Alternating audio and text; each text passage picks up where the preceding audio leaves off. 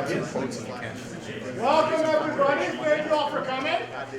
We're all extremely lucky today to have Bill Webb. Before I introduce Bill Webb, I want to thank some people for coming. I want to thank Michael Kelly, our Dean of School of Business and Economics. I want to thank Rob Dawson for coming, our VP of Development and Alumni Relations. Perfect. I'd like to thank our finance faculty, actually the heads of the finance department. There's Mr. McNally, who is my prof, and actually was my favorite prof at Laurier, and is the reason I'm teaching here today. That was a good one, that's good too, right? We have Brian Smith, who was the head of the finance department, and I never had him, so that's why I can't say he was my favorite prof, but I'm sure he's many people's favorite prof as well. And we have Kate Tippin, who's head of marketing here, who's really put this thing together, along with Professor McNally, Brian Smith, so thank you guys for all your work. So now to introduce Bill. Bill is one of the top finance executives, not just in Canada, but in the world. Yes.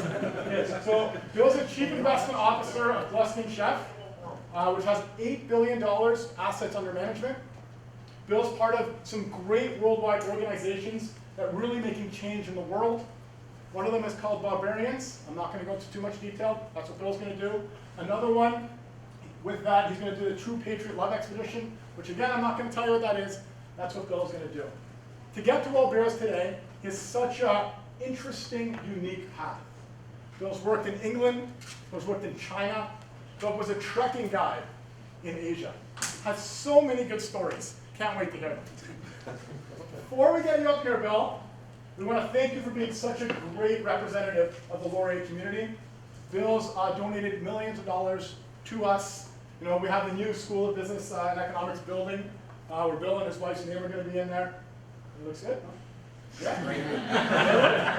Right, we have the co-op building, which Bill again donated to, and we can't thank him enough for that. And what we really can't thank him is, what I can't thank him enough is for hiring all these Laurier co-op students. So who here has been hired by Bill? So I'm one of them. We got Derek, we got Teresa, we got a few more. Lena, you're Gluskin Sheff. That counts, right? We have a couple others that just couldn't be here today. But Bill's made a difference, right? Over 100 co-ops at Laurier. So for those of you that still have a co-op semester left, and you see that Gluskin Sheff posting on the wall, I highly recommend not only do you apply, but when you look at that, you know that this is my opinion, so I'll say it, the best co-op job that you can get at Laurier. Okay, so I'm done here. Without further ado, let's everyone stand up. Everyone stand up, because Bill came all the way here from Toronto. Let's go, Bill.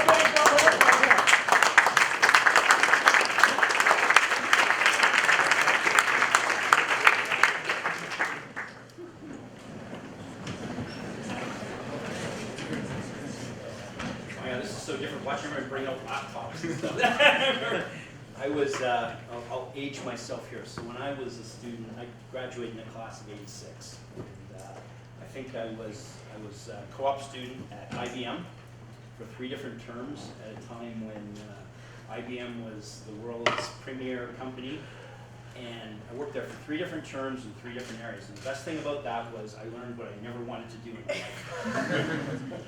It's one of the benefits of co-op, is you get to try different things. And I learned not what I wanted to do, but what I didn't want to do. And I also could see inside how, on the outside, IBM looked like a great corporation. On the inside, it was completely bureaucratic, dysfunctional. I actually couldn't believe what I was watching. But that was, again, one of the great benefits of co-op, and catalyzed me to do a whole bunch of different things. But I think I was, if not the first, one of the very first students at Laurier in the business school to have their own personal computer, because PCs came out around that time, and as a co-op student, I got an employee discount. And so I had a thing called PC Junior with little floppy diskettes, and we had a lab.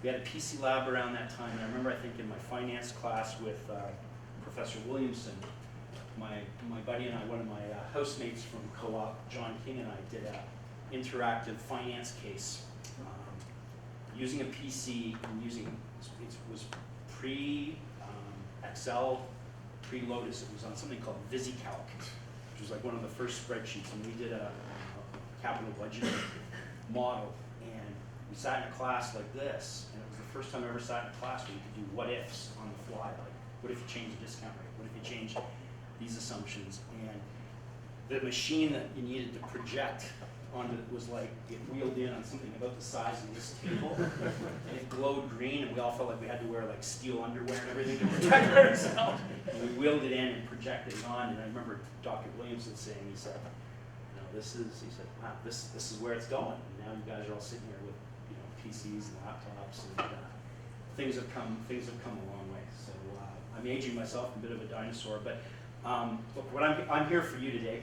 The school, Laurier School of Business and Economics, every aspect of the university, from academic to sports to social, it meant a lot to me and helped me accomplish a lot of things in my life and motivate me to do a bunch of different things and try a bunch of different things over the years. So I'm really here for you today to give back, to answer questions. I'm not here to give sort of lectures. Lots of things I can talk about my background and different things I've tried, and about finance and applied finance and investing, working in teams, how to make mistakes really well. One of the things I like to say I'm really good at is making mistakes, actually. It's very important, I think, in investing and just succeeding in business and life is how do you screw up really well, and not really kill you, learn from it, and so I can talk about lots of mistakes I've done. But the best thing we can do today is for you guys to ask questions, okay, about anything. And I'm an open book. If I don't know, I don't pretend to know everything. Don't pretend to know a lot, actually, but I'll give you my best answer, or we can have a discussion back and forth, share opinions. It's not here to pontificate or deliver a lecture. If you want to talk about Greece and financial markets, if you want to talk about investing, corporate finance, anything, I'm game. So please go ahead. Well, I have a question. So the Canadian GDP just recently dropped like 0.6%. Yep. And there was a lot of shock kind of going over that. Can you talk about what happened there and what the implications are for, us as future graduates? Sure. Absolutely. And I love that. Just fire away. We'll get 3 hours here. We're gonna have a break in between. Here's one lesson. Never get too stressed out about any one economic data point.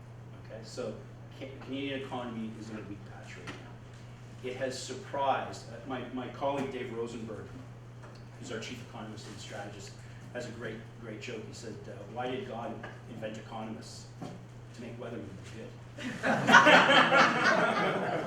Okay, so Bank of Canada, Stephen Pullo's very bright guy, very capable bunch of people.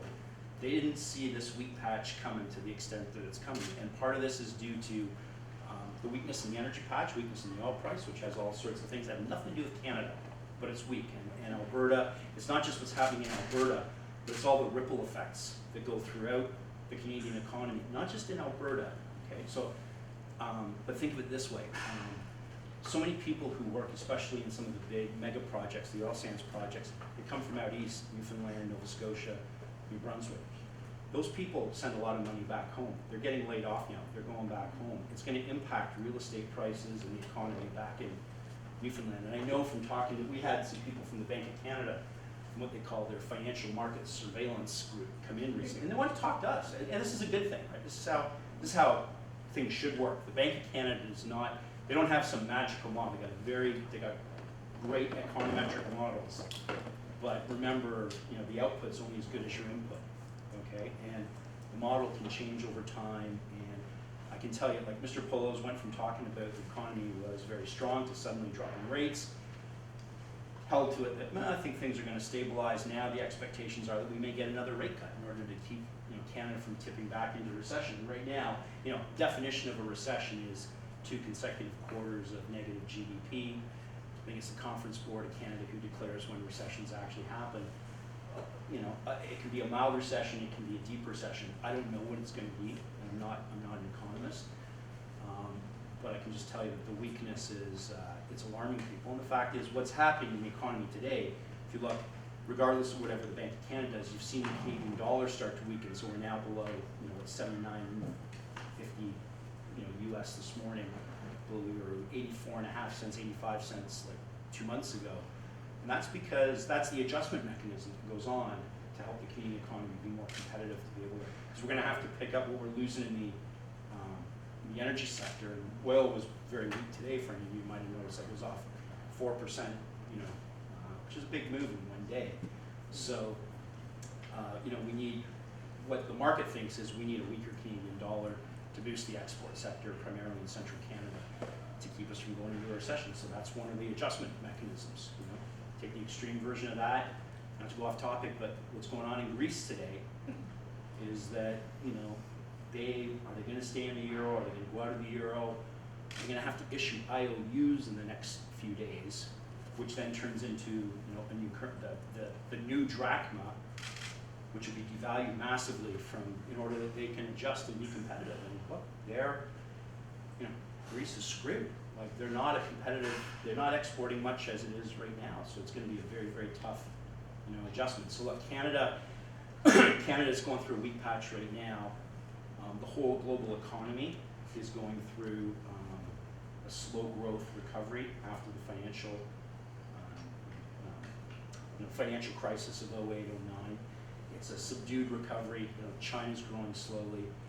Europe's barely out of recession. It's been in 2 little recessions. The U.S. economy is, probably the strongest developed economy in the world, but it's not rip-roaring by former standards. So we're in a slow growth world economically. That doesn't mean though, just so you know, when I was here at school, when I started, and then when we did the stock market competition in 81, 82, interest rates were like 10%. Right? Inflation was high, and the economy was just coming out of a double dip recession.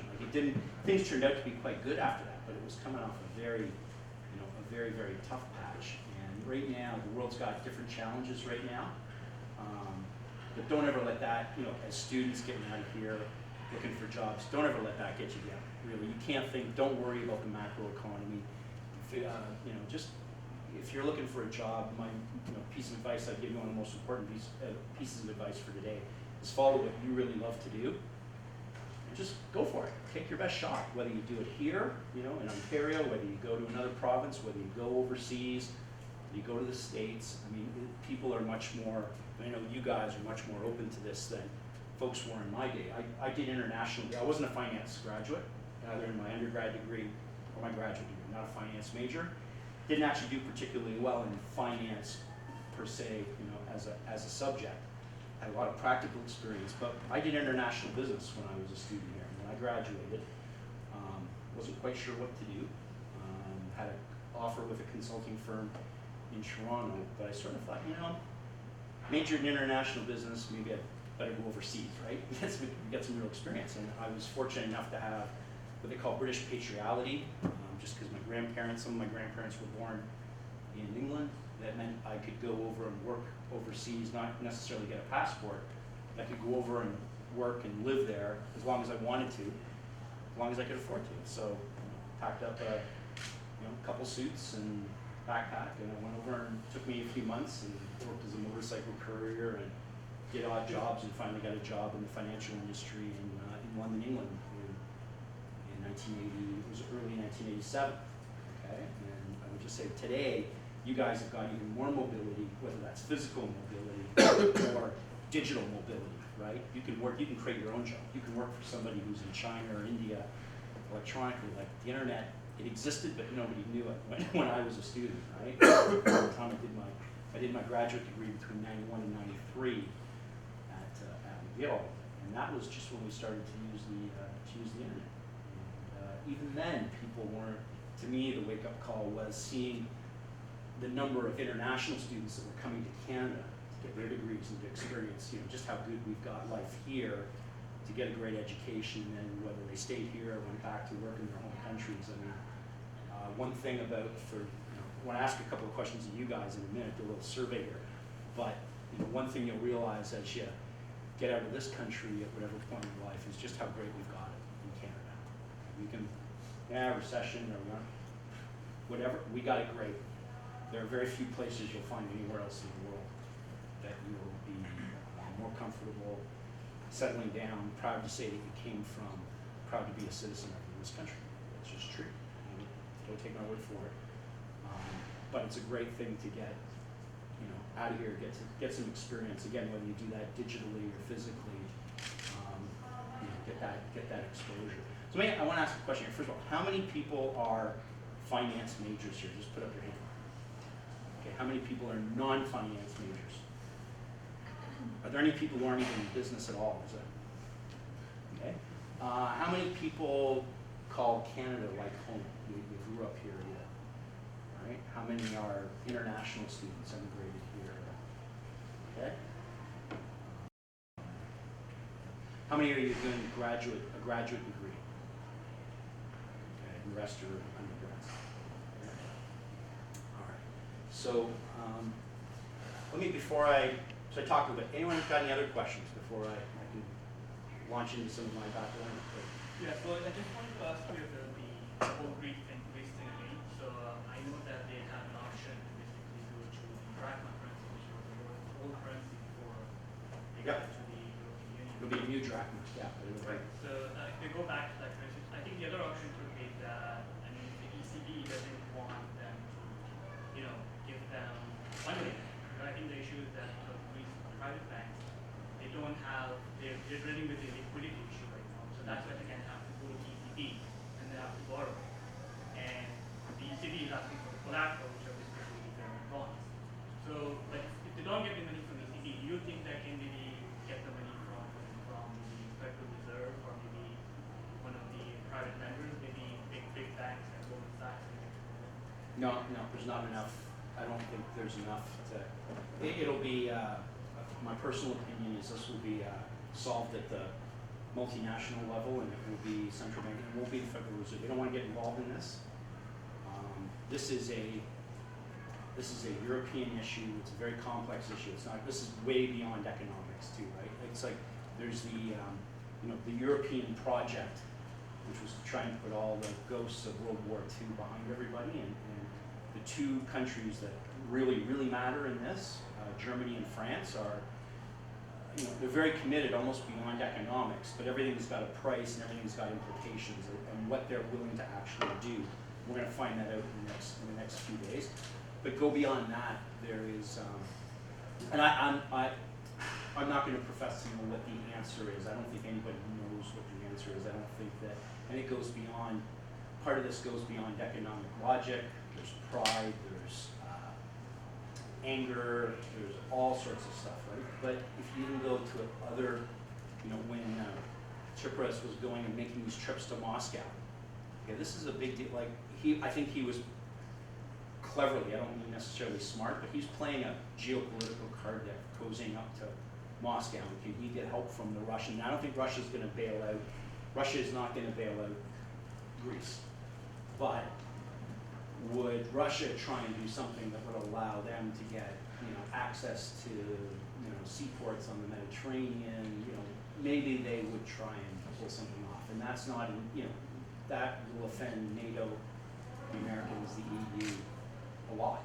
Okay, and I think, that's a card that the Greek government is playing to try and get some leverage with the West. Right? But at the end of the day, I think this is going to come down to a bit of a game of chicken in the next few days. If something doesn't change, if the emergency lending arrangement doesn't get extended and continued, like this referendum was about a proposal that no longer existed. Like this is like it was more almost just, we want to make a point here and we're going to negotiate again. Well, if the Greek, you may have a situation where Greek banks are insolvent, where there's no money at the ATMs anymore, not 20 euros a day, not 60, like nothing. And then you're going to have a humanitarian crisis, which will, precipitate some sort of bolder action. I think, some of the things that have been raised in the last couple of days is, which are a little more creative, and maybe that's what has to happen, is that Greece needs to step out of the EU for a period of time, sort of be on probation. Mohamed El-Arian at PIMCO calls it a sabbatical. Like they'll go out of the EU.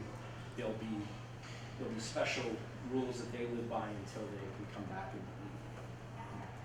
That may be a way around this that helps everybody. But the real danger here, this isn't, to be clear, this isn't this crisis isn't just about Greece. What you got to watch really closely, and what we're watching, what I watch as a CIO, as an investment manager, is what happens to the debt of other peripheral countries with big debt loads like Spain, Portugal, Italy. And if those sovereign spreads, versus German bonds, which are the most expensive, the cheapest money, the soundest money in Europe, if those start to expand, and if you saw people, let's just say, God forbid it doesn't happen, but you watch for this. In 2011 was a much more serious sort of existential crisis for the euro and the euro region than it is right now. Like, I think this is manageable. Greece is a very small part of European GDP. This more becomes a symbolic, a bit of a symbolic test exercise for the EU. How do you try to keep Greece in the euro without rewarding bad behavior? And the bad behavior was both ways, okay? Like, they fudged numbers, the EU turned a blind eye to some of the conditions under which they got in. Like, there's enough blame to go around, believe me. But if this, what you can't have happen in Europe is Spain and Portugal, Italy get into a financial crisis where people are pulling their deposits, a banking crisis there, because those are big economies, okay? And then you will have, that's contagion. And you've got, fringe, more radical political parties in those countries that are starting to gain a little more popularity. And that's where things would get much more serious. So those are the things that we're watching right now. I don't know what the answer is. I think it's just, it's going to be bumbling along for a week or two here at a minimum, and then this problem's not going away. Like, we're not going to solve it in the same way we didn't solve it in 2011, 2012. It's not, and the fundamental challenge is that these various countries have to go through some very serious economic reforms, which are very painful.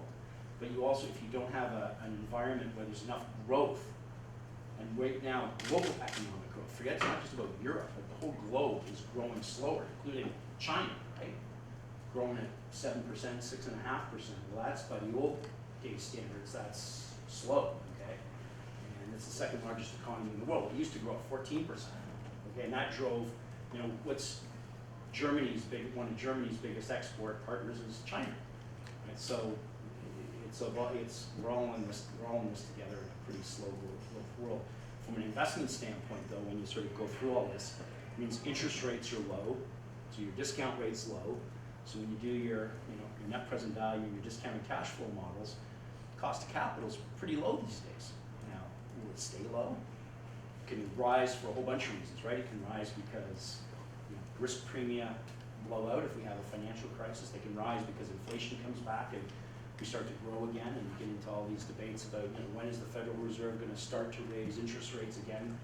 They haven't raised interest rates since 2006.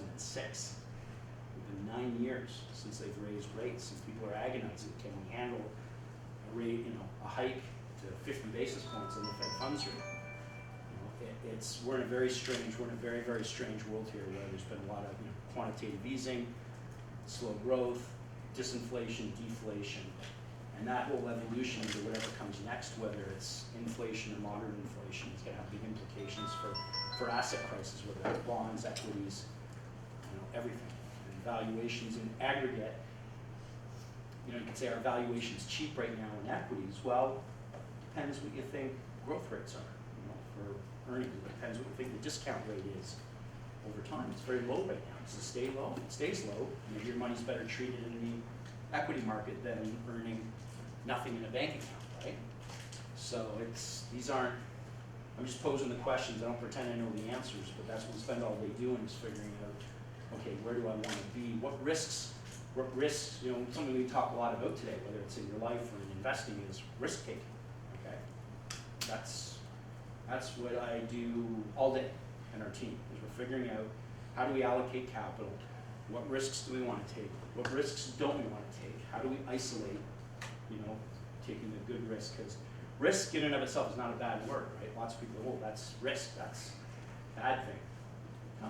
No risk, no rewards. You got to take educated, calculated risks.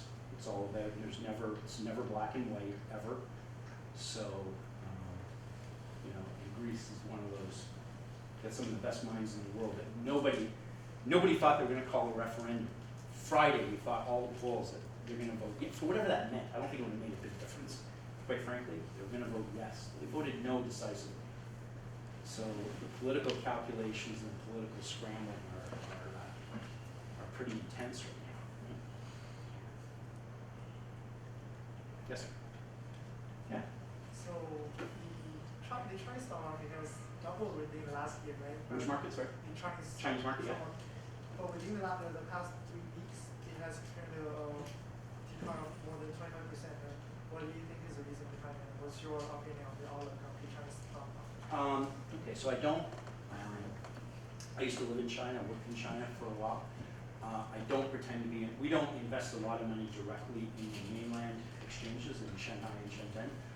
But here's what I think happens. So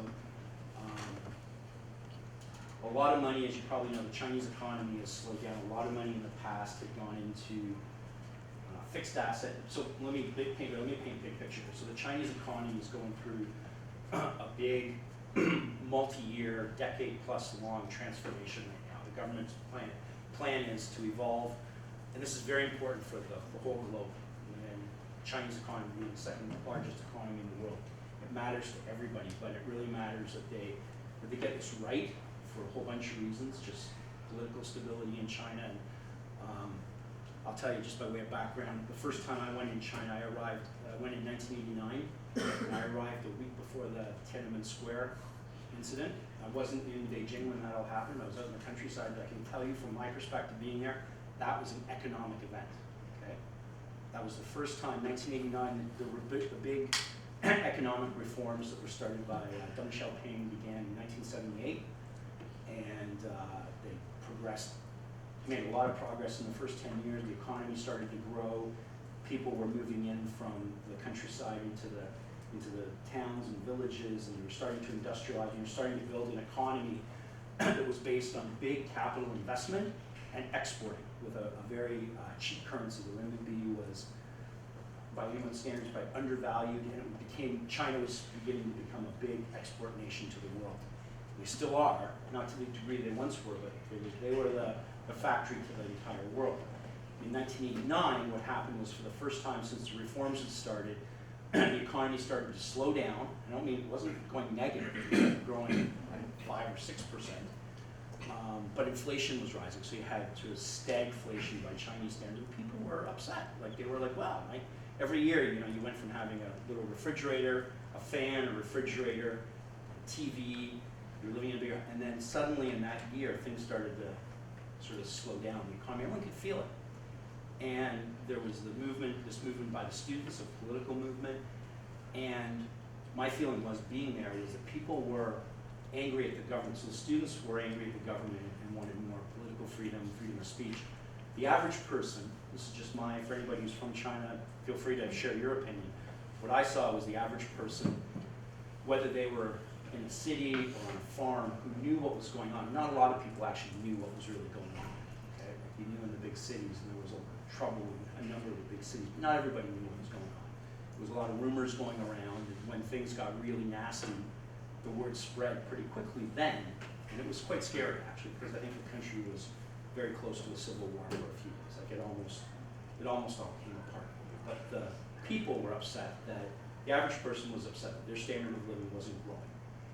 And so they started to sort of support the students and vocalize against the government. And that's when things got, hot and heavy, and the government cracked down, and that whole thing happened. And then I think essentially the pact that the government made and the Chinese Communist Party made with the people was, as long as we can keep delivering a growing of standard of living in the way that we were, we'll remain the single party and the party in charge. And there was more freedom given out at the local levels, and limited amounts of voting and everything that was allowed to happen. And that was the deal. And that all worked very well for the next, let's say, 20 some odd years. You had the financial crisis. China came through the financial crisis in 08, 09 pretty well, because they had very strong foreign currency reserves. They were able to prime their economy with a lot of government spending, lower interest rates. So to come to your question today, the economy started to roll over over the last couple of years. Okay, and there's this big transition going on from being an export-oriented, capital-intensive economy to one that's much more dependent on the growth of the Chinese consumer, the domestic economy. And that's normal. That's what happened in Japan, Korea, Taiwan, other places around the developing economies. You go through this phase where you're export-oriented and then you're domestic and consumption-oriented. Well, that's happening. That's going to take about 10 years. So while that's happening, the overall growth rate's slowing, global economy's slowing.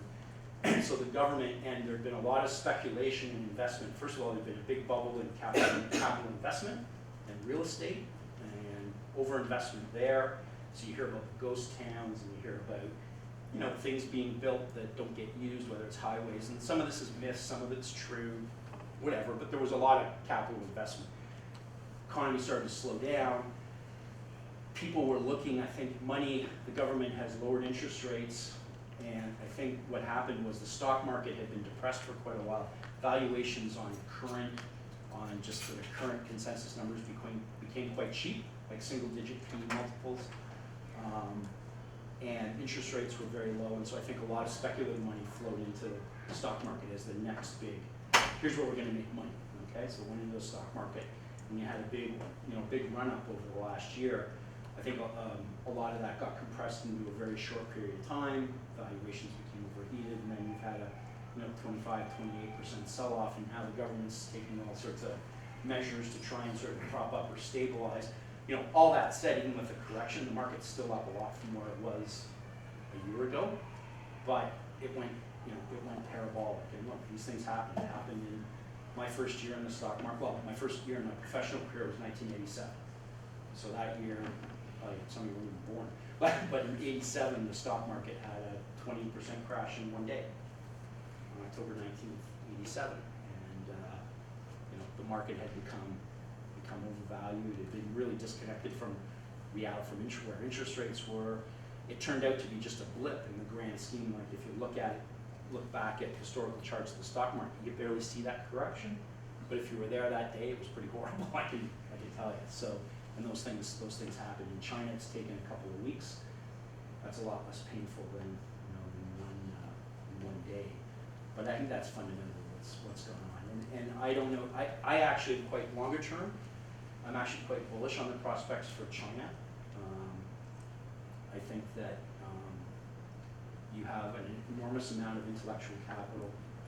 You have a very strong savings rate. I think that they are the government is, from everything that I read and everything people I talk to, is very, very committed to creating a properly functioning capital market to raise money. If you look at Germany, if you look at North America, we have very much a sort of a capital markets oriented, stock markets and bond markets. If you look at parts of Europe like Germany, it's very oriented around bank financing. Banks do a lot more of the capital formation relative to what happens in the stock markets or the bond markets.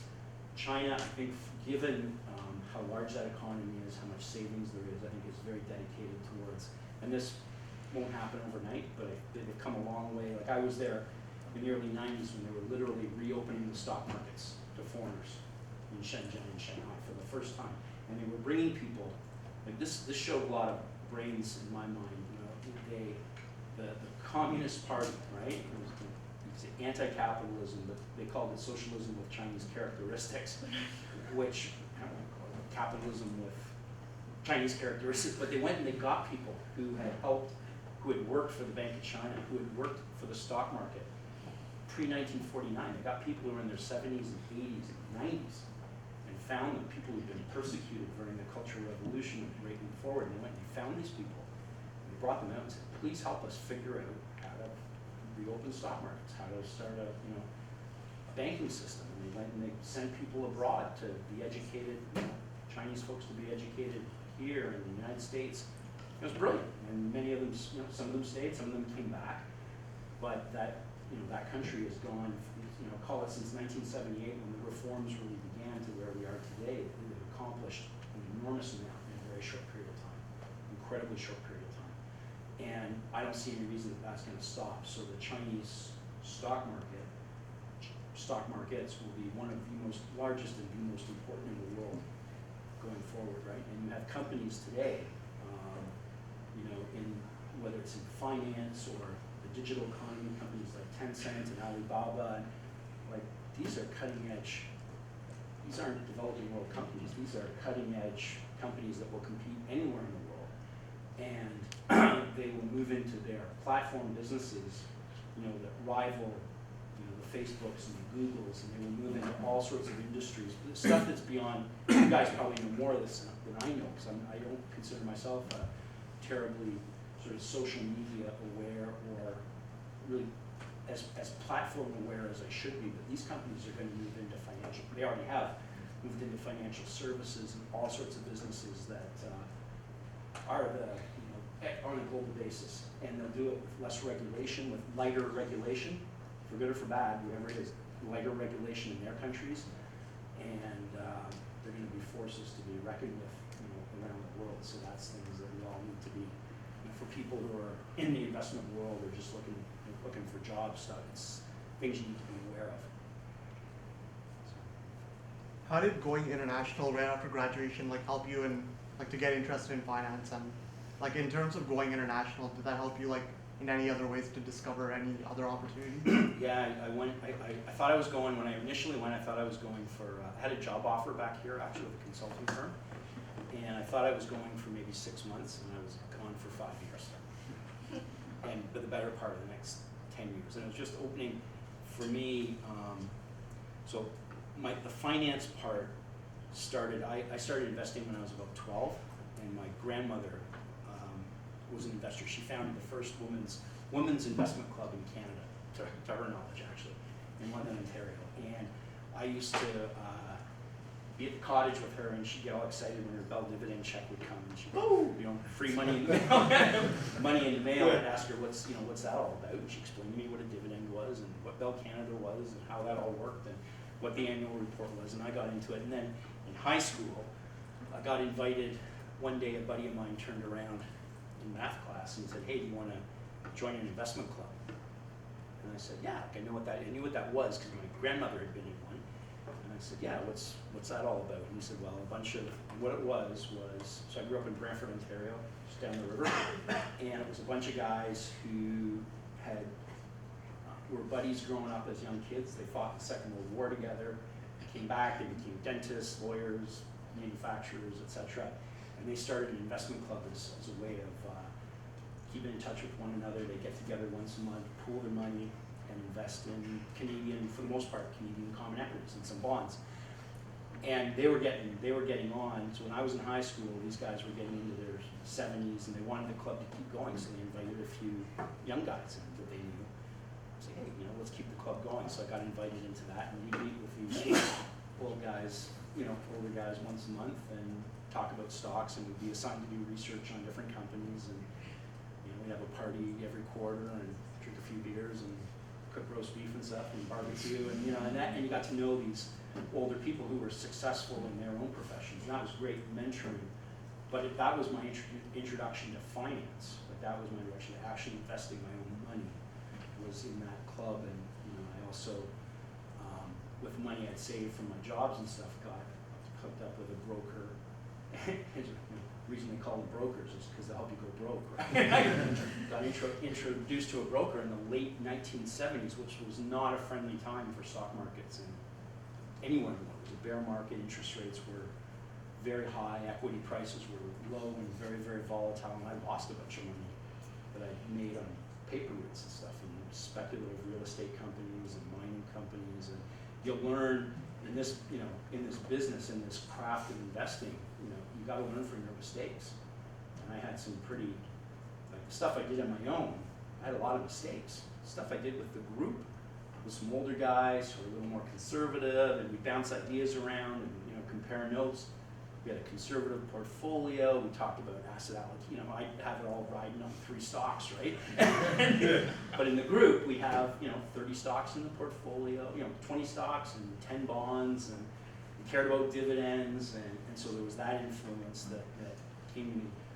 When I graduated, I didn't major in finance, but I went to England, and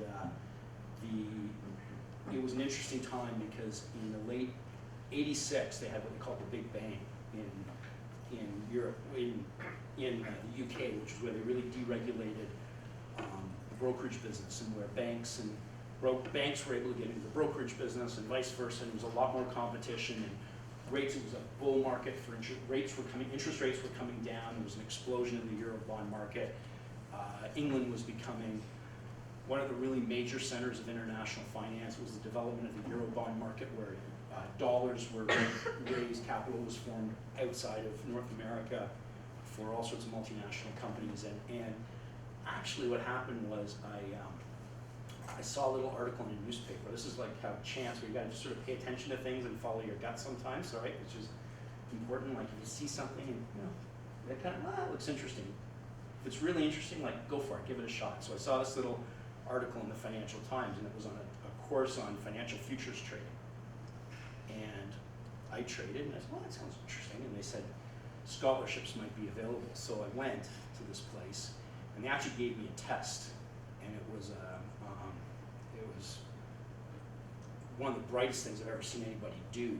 And all it did was, I had no information. I was sat in front of a computer, and there were dots, which were prices moving, and there were some numbers some lines trailing behind it. They were moving averages in hindsight. I didn't know that at the time.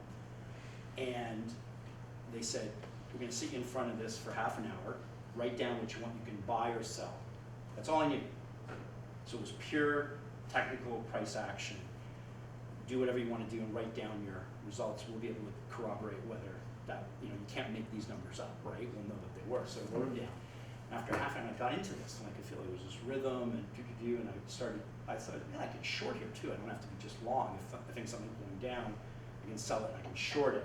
So I'll write that down too. And so I wrote it out. At the end of a half an hour, they looked at my paper and they said, we want to offer you a scholarship.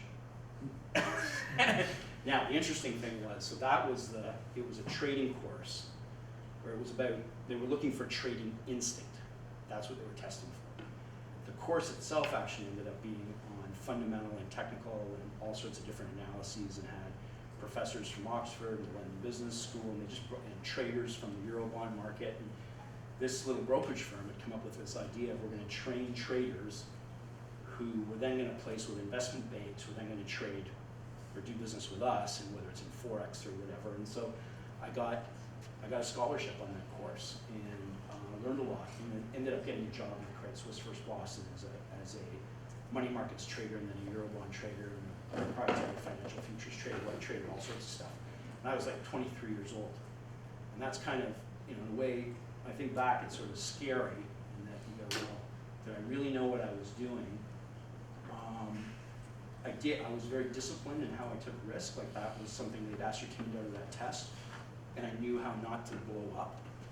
And I worked with a bunch of people very quickly, so that, give you that perspective on time. I joined Credit Suisse First Boston, which was the leading Eurobond trading house in the world, on April Fool's Day, 1987. That happened to be, I say April Fool's Day, because that happened to be the day that the bond market started to crack. Not the stock market, that happened in October, 6 months later, but the interest rate market. After rates had been just dropping since sort of 1981, 82, and there was a big bull market in bonds, and you had all these, the day I joined, like, there were all these guys who were sort of 23 to 35 years old, mostly guys, a few women, all making tons of money, driving Porsches around, wearing fancy suits. And the reason, I only figured out a few months later, was the reason they were all so wealthy was not that they were brilliant traders, it's that they'd been in a bull market and just sitting on their inventory of trading bonds in and out of the market. They're always naturally sort of long these bonds. And that inventory constantly was getting marked up, and they were dealing and making prices, and there were big spreads. And they did really well for themselves, right? It was a bull market. Tons of people were making money. So the first day I joined, the interest rate market it was a bad day in the market, but nobody really paid attention because it had been so good for 3, 4, 5 years, nobody really cared. And my boss, who's an old timer, came to me and he said, what do you think's happening? He showed me this chart. He said, what do you think's happening? And I said, oh.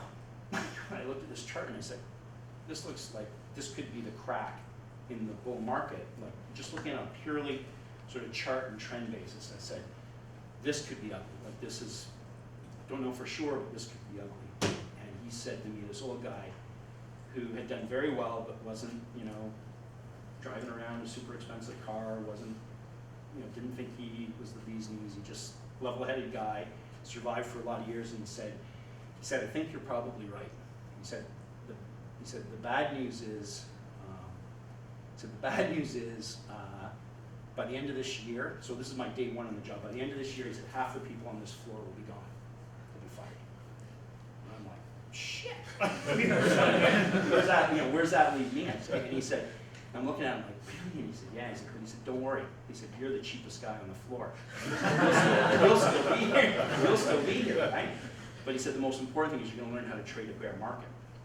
That was the key. He said, you're going to learn how to trade a bear market. He said, it's going to be really ugly, and you're not going to like it, but this is what you need to learn how to do to survive, right? He said, a lot of these guys, they won't be able, they've just had it too good.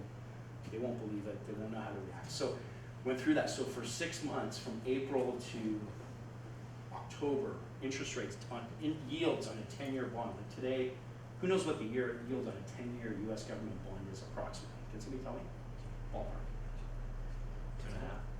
2.3-ish, yeah.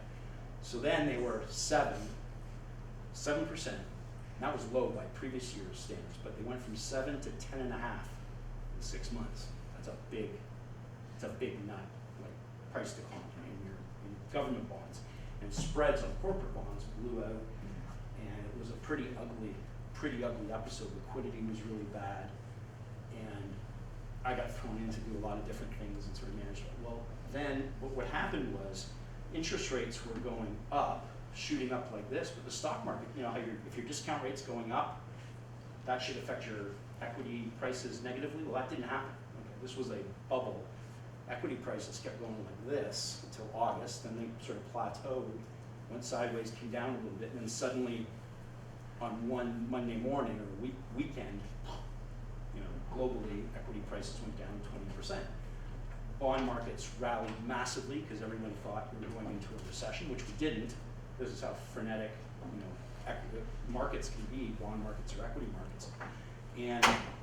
But that sort of was my experience of how do you deal with very, very volatile markets and keep it. And what I noticed was the people who there was a few very, very experienced and gifted people who've been doing this a long time, and they managed what their skill was. And I think it's the same whether you're a trader or an investor. You have to have a certain emotional distance from it. You can't get all wrapped up in the volatility and the price action of the movement. We got to sort of try to stick to fundamentals, but you got to understand what's going on in terms of capital market flows, right? Whether it's current, there was a lot going on in currencies. The U.S. dollar was in a big decline at the time. Commodity prices were going up. People were concerned that inflation was maybe coming back, but there were a lot of different disconnects along. So you got to sort of keep your bearings. But one of the things I would say, whether you're interested in finance or any other part of business, is try and find those mentors, those people who you can watch and learn from. And a lot of it, for me, wasn't about even asking the questions. It was just observing, just watching really closely what they did, how they did it. And there's a few moments, like I'm glad I didn't go to the washroom at certain points on October 19th, 1987, when the market was cracking, because I saw a few things that were truly extraordinary. It's like you can make a move, no one would care to watch it, but for me as a financial markets participant, I saw people take actions that either made a lot of money or actually saved a lot of money and saved a lot of jobs by risk management action that they took. And in many cases it was a small group of people who compared notes very quickly. They collaborated, they compared notes, they decided on a course of action, and very importantly is they weren't stuck, like they acted, okay? And this is not whether it's investing or trading or anything, it's not a black and white business. There's no 100%, there's no A+. There is in the long term. It's the people who survive and the people who develop long-term track records, but you gotta survive to be there. And often it's the people who sort of collaborate, in a small group, take all the inputs, and then act fairly decisively. You know, it doesn't mean quickly. They have a view, and they have the guts to act on it, okay? Whether it's taking in, whether that's, it's not always about being, you know, greedy and saying, I want to make a lot of money. Sometimes it's about, no, how do we actually save money here? How do we hedge? How do we protect? You know, we were the biggest Eurobond house in Europe. We had a massive inventory of Eurobonds. The young guys, the rookies or the people who've been around for 2 or 3 years, they wouldn't know what a hedge was if it hit them on the head. They wouldn't have a clue because they just thought everything always went up. And there was a few of the old timers who figured out, how do we hedge this exposure? How do we layer in, you know, okay, we think something might be going wrong here. It's not like the light goes on and suddenly you do everything. So you know what? Conditions are deteriorating. Let's hedge part of our position. They're getting worse. Let's hedge a little bit more. Let's get, you know, and then it's because, you know what, things are really bad here. Maybe we can actually make money by being, you know, net short of whether it's interest rates or corporate credit or whatever the, you know, or equities, you know, if you were quick enough and got the timing right. But it's having that courage to be able to act on your convictions when you've thought something through, bounce it off a few people that, you know, and trust and preferably are more experienced of you. And then also, you know, what I noticed was the very best people in those positions weren't afraid, you know, the senior folks weren't afraid to ask some of the younger people, like that guy who asked me, day one, what do you think's going on here? I didn't know the answer, but what he knew was that I didn't have a jaded view. I had no investment in, like, I wasn't coming from being a rich guy who benefited from this markets. I was like I just came in from Mars, right? And I knew sort of what the data was. I knew what the data was that drove price action. I knew what the expectations had been. I knew what the change in, you know, potential change in trend had been. And I wasn't afraid, when the guy asked me, I wasn't afraid to tell him what I thought. I didn't know any better. Quite frankly, I didn't know any better because I thought that, you know, I was really shocked. And it showed that you gotta be, you know, willing to take those risks, or, you know, take that shot and tell people the truth when, whatever your truth is at that time, right? Because that can be, I know that he respected that.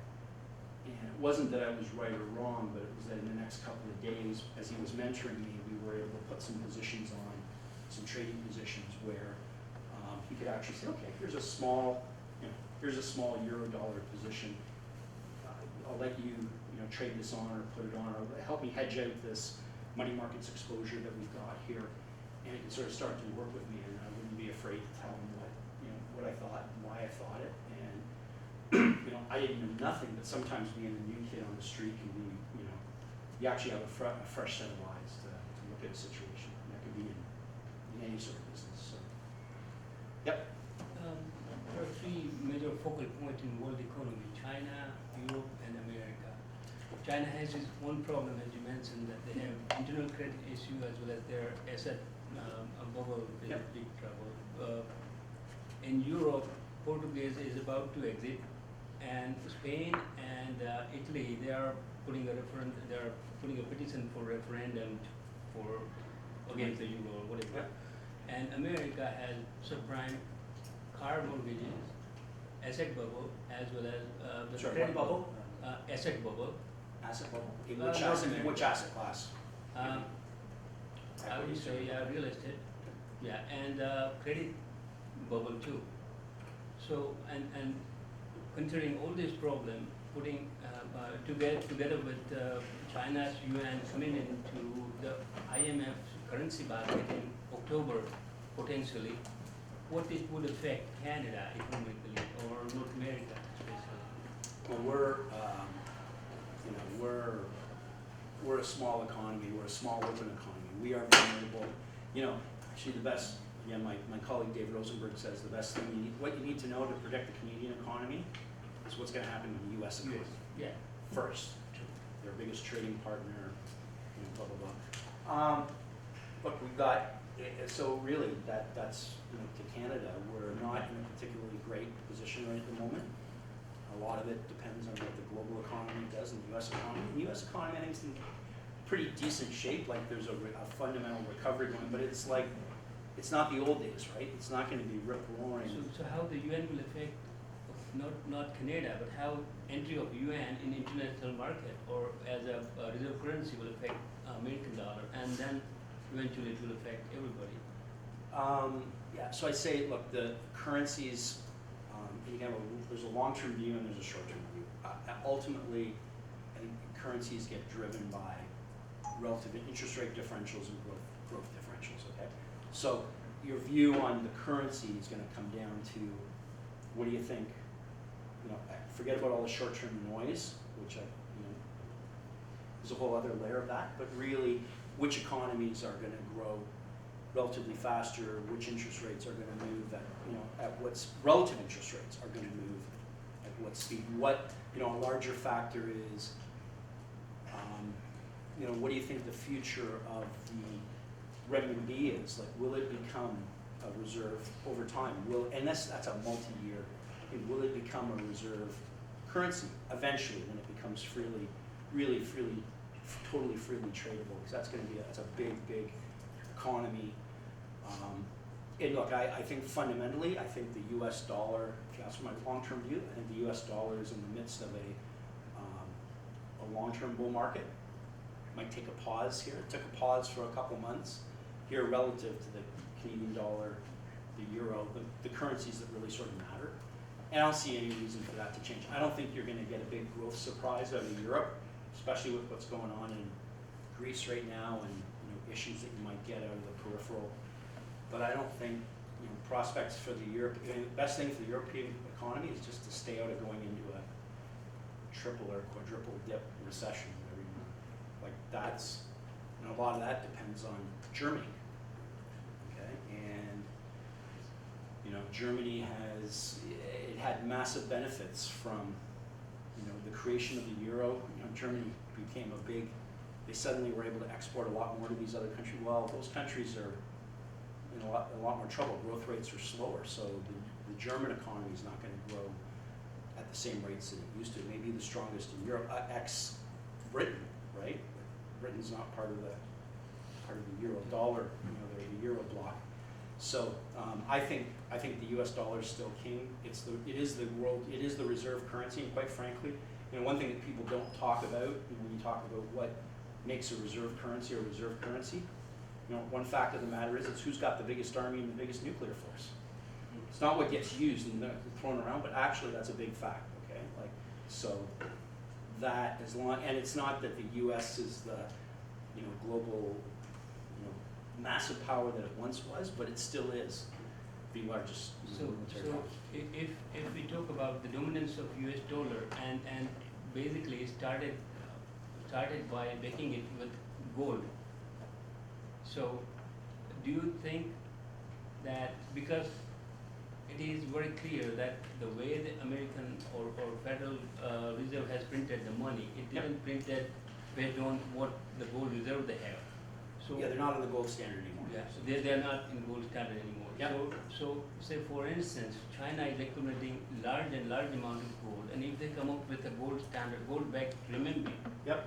do you think that renminbi would have a better chance? And again, as of today, renminbi is China is trading with Russia, Australia, India, and lots of many Eastern European countries in renminbi.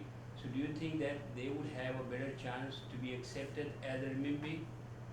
I don't think, first of all, I don't think China's going to go to a gold standard. And also, I think China's first of all, a lot of China's trading partners are a lot weaker than they used to be as well. So that's all feeding back on, again, Chinese economy growing at 6 or 7% is slow. If it grows less than 5%, that's like a recession in China. Okay? And there's all sorts of other issues. If you get, I don't know what the exact number is, but if you start growing less than 5%, you got to start watching out for things like social unrest in China and people getting really irritated with in the same way that they were in 1989. I'm not predicting that, but I'm just saying the government in China is probably the most highly incented in the world to keep, and that's why they're doing everything they can. Part of the reason they're doing everything they can to support the stock market, support the economy, because this is not a popularly elected government, and people are generally pretty happy with the standard of living that's been delivered. But if people, you saw it in 1989, could you see it again? You could, right? I don't think China's planning on going to a gold. I don't think anybody's going to go to a gold standard. And actually, I would say the one thing that I have found the most impenetrable and hardest to figure out in my entire investing career is gold, followed only by gold equities, like gold companies. That's a terrible business, and I don't know. Gold's a store of, it's a commodity. It's a store of value. You know, I find it very hard to predict, you know, or even understand how it gets valued. And I think that evolves over time. And I think the prevalence of ETFs made it easier to buy gold for a period of time. And when we were coming out of the financial crisis, I think there was a bit of a bubble in gold. But I mean, again, what can you do with gold, right? Other than like it's jewelry, it never goes away, right? All the gold that's ever been mined, it's been produced at somewhere. It's in a watch or jewelry. So the stuff never really goes away. You know, its inherent value is only what people are willing to ascribe to it, right? So I don't think I think the prospect of any country going back onto a gold standard is pretty remote. Any other questions? Yeah. If you think there's like one skill that new grads could improve on or that might lack that they don't have any finance issue, what would that be? That's a good question. I think one of the best, and it's not, this is something I've only realized over sort of a long period of time and watched, you know, other people doing it well. I think one of the best skills that any person can acquire for finance or any other profession or just sort of getting along in life is the ability to ask really good questions and to listen. Those would be the two. Taking me a long time to figure that out, but those are two really big things. I mean, people, you know, very educated people, which we all are. You know, we love to hear ourselves talk. We love to write. We love to, but actually, just really listening really well is really important, and asking really good questions to get to the nub of the problem. And when you see somebody do it really well, it's an art. It's an art form, right? And part of that, I think they can only do that because they're really good listeners. And then the other thing, if I were to go back to university, or if I go back someday, the thing that I would love to study, and it would have saved me a lot of money. I think in these days you could do it online, you could read books about it, but reading people's body language and reading people. Okay, and that's an art. Like, I don't think anybody, there are people who are very, very good at it, but you know, even I remember I had a situation, an investment situation. It was one of the most difficult things in my life, not from a financial standpoint, but from a personal standpoint, to be a part of and to watch, is when you have to deal with somebody who you figure out or you suspect might be like a sociopath. And I'm not, you know, trust you, I hope you never have to experience it, okay? Like, I think, and we all bump into people and we never know and they don't affect us. But there will come a point, like if you're paying attention, like there's a fraction of the population, I don't know what the number is, it's like 1% or 2%. And some of these people are quite passive and they'll pick their prey, right? But I ran into a situation where, and it was an investment related situation. There was a person that was going in and suddenly I figure out, okay, I think they're bad. It goes from I think they got bad judgment to I think they're dishonest to I know they're dishonest, I know they're stealing, and actually I suspect they're a sociopath. And then I looked at a list, so I said, well, I don't even know what a sociopath is, okay? And it sounds funny, but if you've never done it, like I said, so I just started to read and I found a list of 14 traits of sociopaths.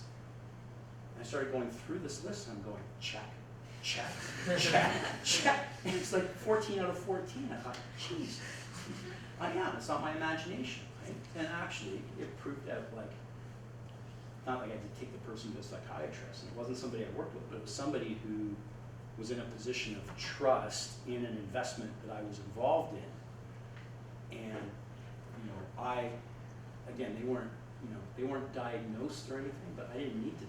I figured it out eventually, but I wish I'd figured it out. I asked myself, could I have figured it out 18 months earlier? And I probably could have if I'd been armed with that information, or even knowing, or even trusting my instinct, because it did start where you sort of sense something's wrong, you know, and you don't want to believe it because, you know, they're either a friend or they've done a good job doing something, or they're a friend of a friend. But boy, if you have that feeling, and if you're like, you know, our human beings, like, you know, we're our that system, I don't know, the part of your brain, like when it sort of starts going off, that reptilian part of your brain, that something's wrong, like listen to that, because chances are there's something there, and you really should explore that. So I don't know whether I get taught in a psychology course, like you know, or whatever, but learning some of that stuff early on, you know, how to figure out good people from bad people. I try to figure out really quickly. I'll tell you one of the things about so we bring back to finance and investing.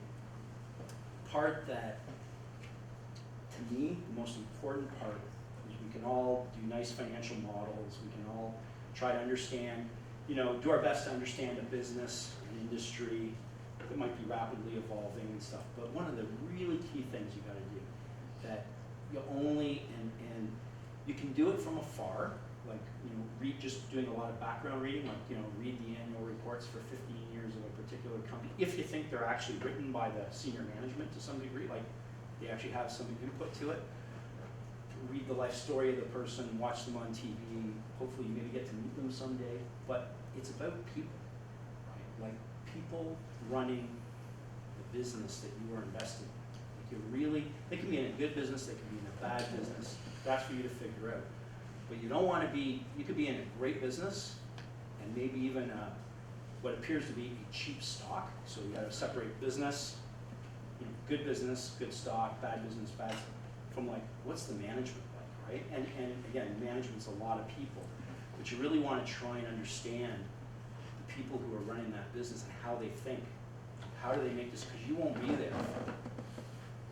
99.999% of the decisions that they have to make, right? So you want to understand, how do they allocate capital? How do they think about the business? What are their ethics and morals? And there's no easy, you can't just go through a checklist, right? But you know, I'm fortunate I get to, in my business, and I get access to management teams, and I actually create a hall of fame. I've got a list. It's my hall of fame of managers and companies. And you see people who do it, you know, they do it again and again. They build a company, they get taken out, they do it again, even if it's in a very challenging business like mining or oil and gas, you know, which are commodity businesses and hard to really differentiate yourself. There's people who do it. It's not luck, right?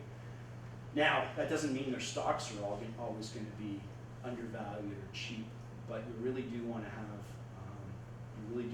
good, try and have the best grasp we can on the management, how they think, what kind of people they are, what their track records are. You can go back. A lot of stuff is on the public record, right? And go back and look at, you know, what's the trailing return on capital this company, since this management team's been running it. And it's not always about the CEO, and you know, you got to watch out for getting totally enamored by the CEO or somebody, but you know, you can sort of see who've been the main people running that business. Do you know anybody who's worked for the business, and talk to them, and you know, understand how they operate, because at the end of the day, they are the stewards of your capital. We're a public company at Gluskin Sheff. I'm a large shareholder of the company. I know that people on the outside you guys know more listening to me today than probably a lot of people who are large shareholders of our company. It's true, right? Because as we hear about how I think and what I've done, and I can talk about how we run our business and stuff, but you're not there for all those decisions that are being made. So you've got to understand, you know, are we in a good industry? Are we in a good business? What are those people like? How do they allocate capital? Are they disciplined? Are they rational? How do they think about risk? You know, one of the best questions I like to ask people, and you know, go back to your question about what could students learn to do better, or what could they be? It's you know, it is knowing how to make mistakes. You know, and that's one of my favorite interviews with management teams, or interviewing somebody coming to work for us, or co-op students, is tell me about some of your biggest mistakes in life. Share whatever it could be. You know, anything. Sometimes they're very personal, sometimes they're an investment, sometimes they're a family issue or something, but what did you do? How did you learn from it? What did you take away? Because you're gonna make lots and lots of mistakes, right? And I think that's how you learn. You just gotta, when you make those mistakes, you don't want them in an investment context. You don't want them to blow you up. Personal context, people are pretty resilient, but you gotta be able to take good calculated risks and not be afraid to fail, right? And I think personally, students these days are way better at it than people were in my era. I think, and that's just my perception. I think people today are much more, got a lot more information at your fingertips. I think you're more independent-minded than I think students were back in my era. That's just my perception. I could be totally wrong. But on the other hand, I think people, I've got young kids and stuff, and I think people there are a little more protected, actually. So there's this knowledge of what's going on in the world. There's access to all this information. I'm not sure if, sort of when I watch, my kids are young, I think they've been a little too sort of protected, whether it's the helicopter parenting syndrome or whether it's, whatever it is. It's just, there hasn't been enough sort of, we're taking some of the rough and tumble of society has come out. We've replaced it with a bunch of other stuff like cyberbullying, and so I can say, well, people are much more used to that and tougher, to deal with that stuff that I never had to deal with. So it's all different. It changes in every generation, but being willing to put it, go out there, take a risk, try something different. Like Steve mentioned, I worked for a couple of years in investment banking and trading, and I did really well for a couple of years. For a couple of years, I made more money in a couple of years than I ever thought I could imagine it. And it wasn't a large amount of money, but for me at that time it was. And one of the smartest things I ever did was quitting. And went to go explore parts of the world that I wanted to see. And I spent a lot of time in Asia, a lot of time. I worked as a trekking guide in the Himalayas. I wasn't trained to do that. I just went and did it on my own. And put my hand up one day and said, hey, can I go work for you? And did that for a while I was young and I had no other real responsibility. I didn't have a wife, I didn't have a girlfriend, I didn't have kids. So it was great, I could do that, but I took that chance to do it while I was young. And it's great that I never had to look back and say, well, I wish I'd done that. But also the confidence it gave me to say, whatever, I'm willing to try anything. And, so that's learn new languages, interact with different cultures where I had, I lived in China for a while. When I first went there, I didn't know any of the language. I had no language lessons. I learned the language literally by immersion, starting to learn it by immersion, sitting with farmers on 28-hour train trips, drinking beer and playing cards. That's how I learned. And I sounded like when I actually went to study the language at McGill later on, a couple years later, my teacher said to me, she was from Beijing. She said to me, you've spoken this language before, haven't you? Yeah. She said, you sound like a taxi driver from Beijing.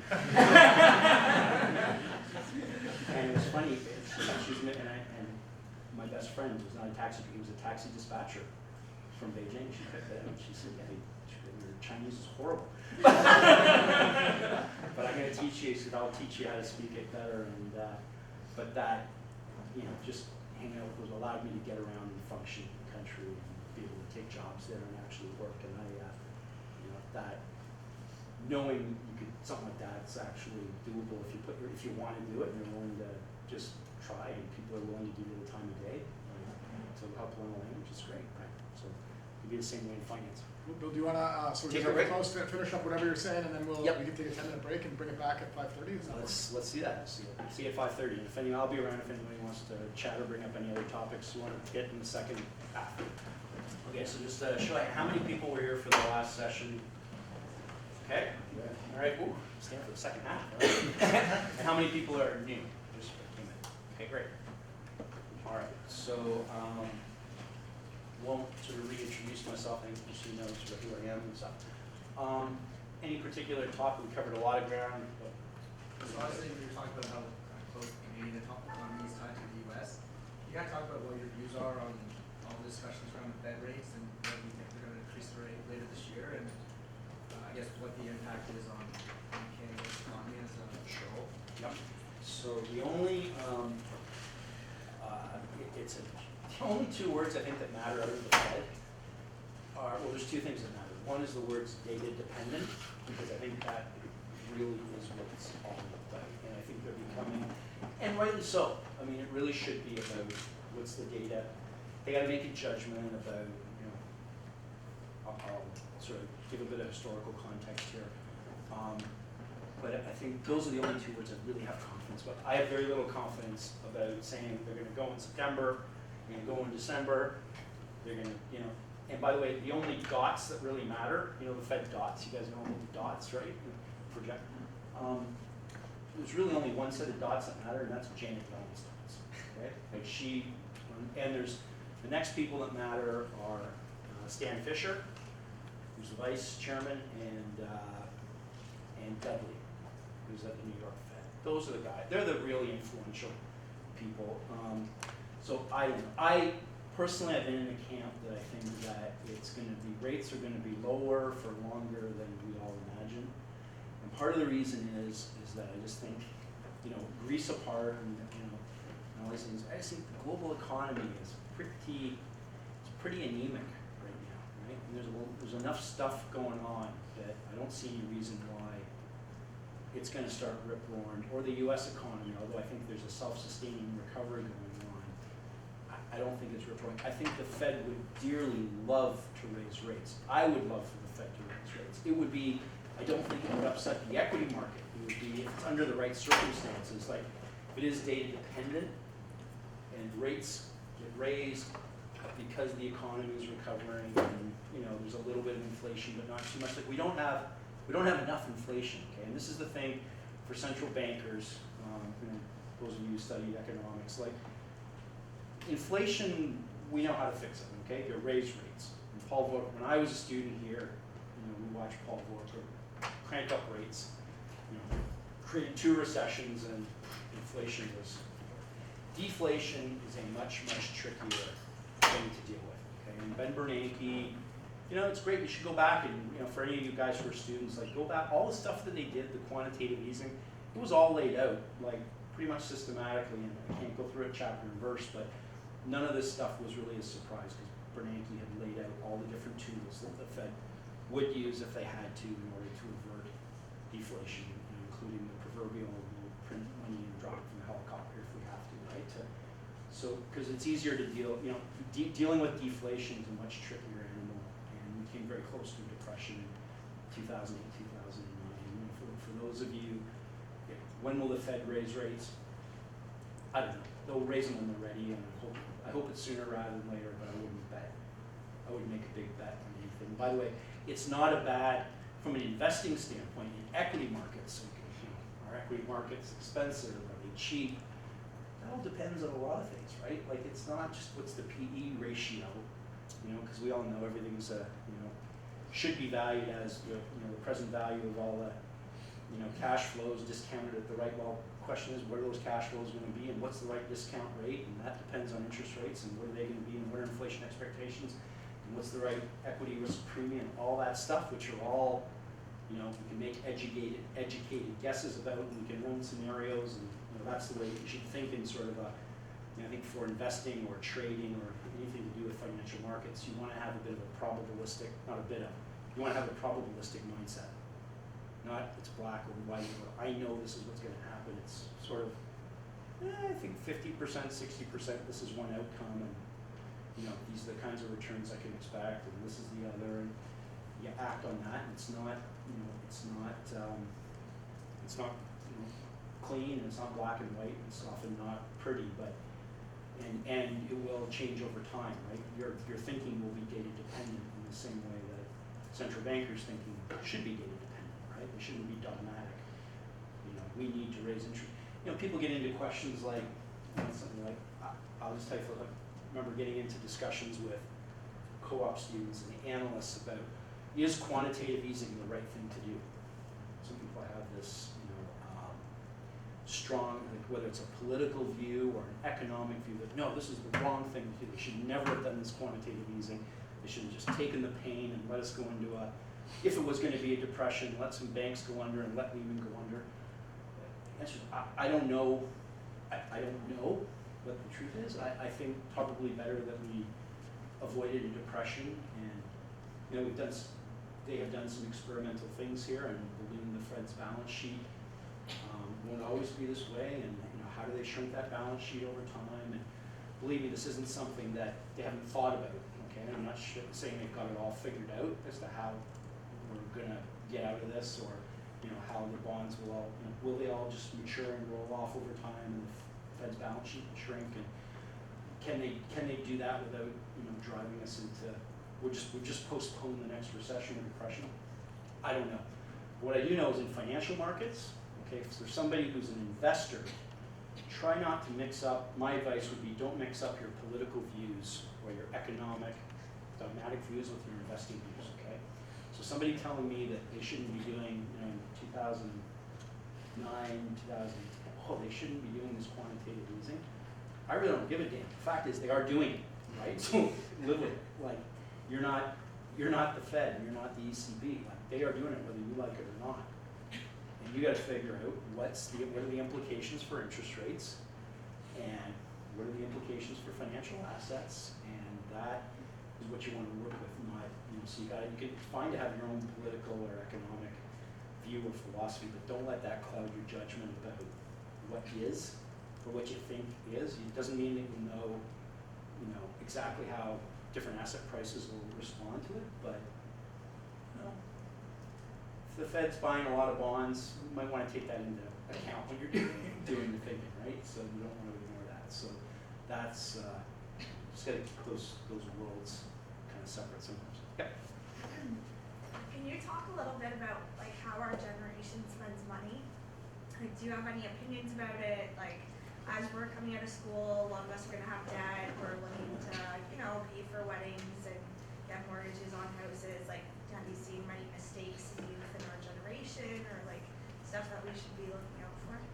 That's a really so I got two boys. One's 9 and one's 12. So they're not they're on an allowance, and they got jobs they have to do, and I think so I don't have kids who are dealing with university and all that yet, but I can see, like, in the United States, it's scary. Like, when you say, if you're going to school in the United States, and the debt that people are coming out of university with, you know, depending on what school they went to, it's like, it's huge, right?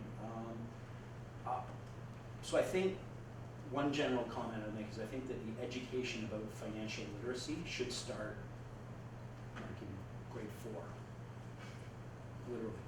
Like it just the basics of it. And I think kids these days, you know, geez, with access to computers, like, it's not hard to. I remember standing in the bank with my son. My older son was 9 at the time. We're standing in the TD Bank, and I made a point of getting him a passbook, not just going online, but so here's your savings account. Here's the passbook. You probably guys don't have it anymore, right? They print out. They used to write it in hand when I was a kid.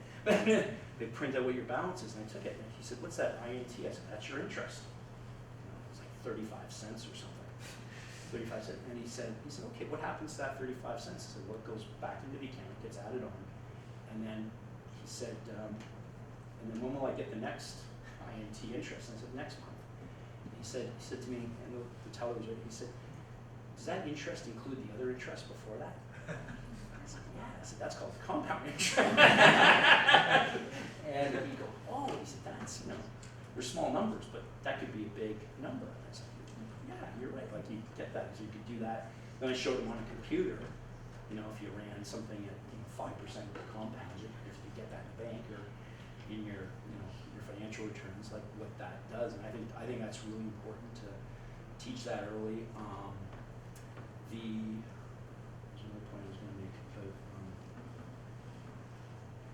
you know, I think that parents should engage with their kids about planning, you know, for things like education. Like the cost is so much higher these days than it was when I was a student. Like, and I thought it was onerous then, right?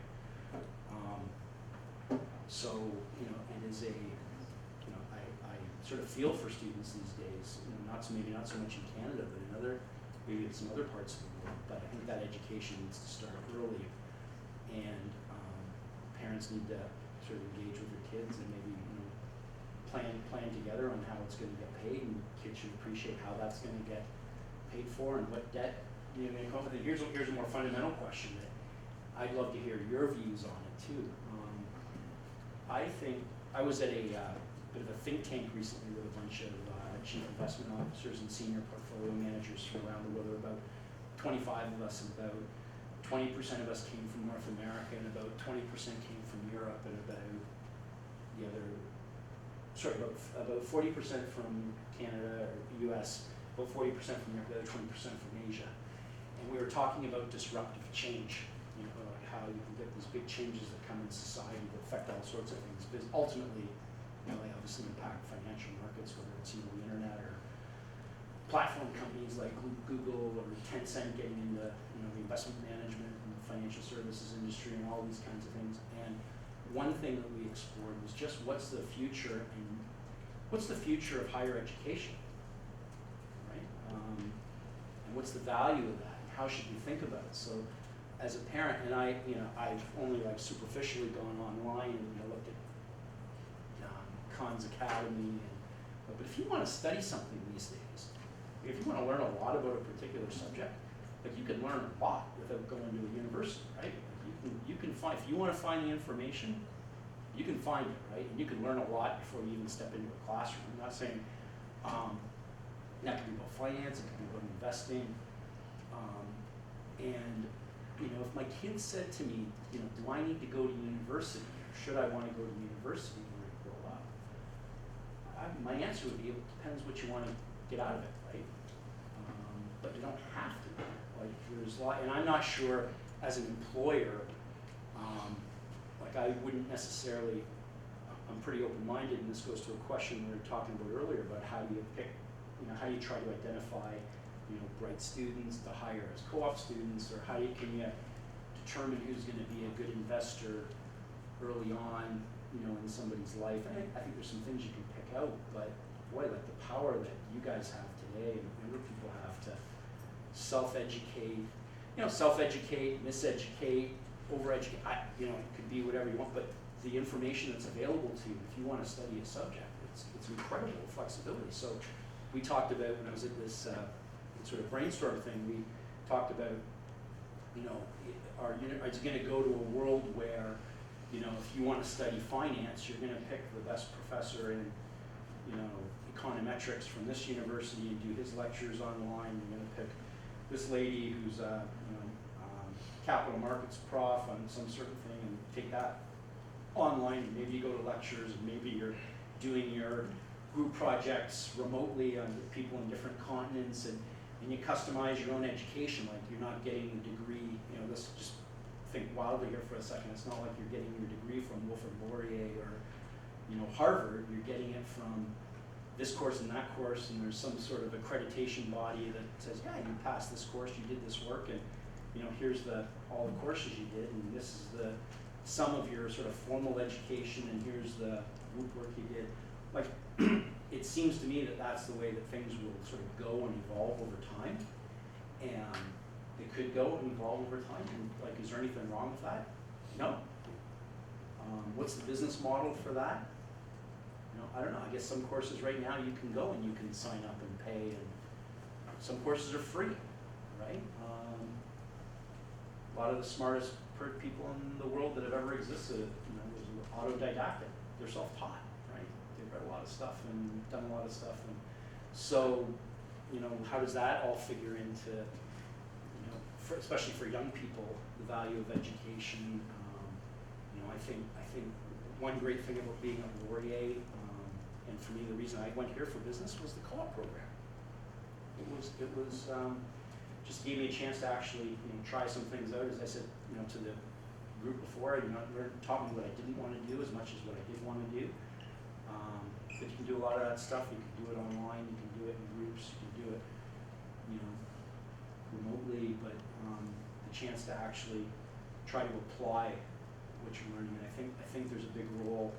Just sort of deviating from the question of finance, but I think this is one of the biggest items for, and I think that my perception is you guys, your age group, are much more sort of nomadic and mobile. I don't know if you're all as concerned about owning a home.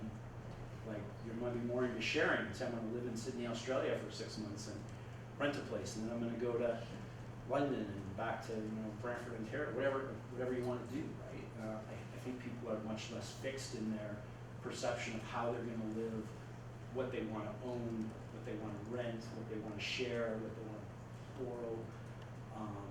So that's a way of coping with the high cost and the investment required to do some of these things. But I'd be honestly, if any of you guys got any opinions you want to share with me, because part of this for me, like being here today, I learned a lot from the questions you ask.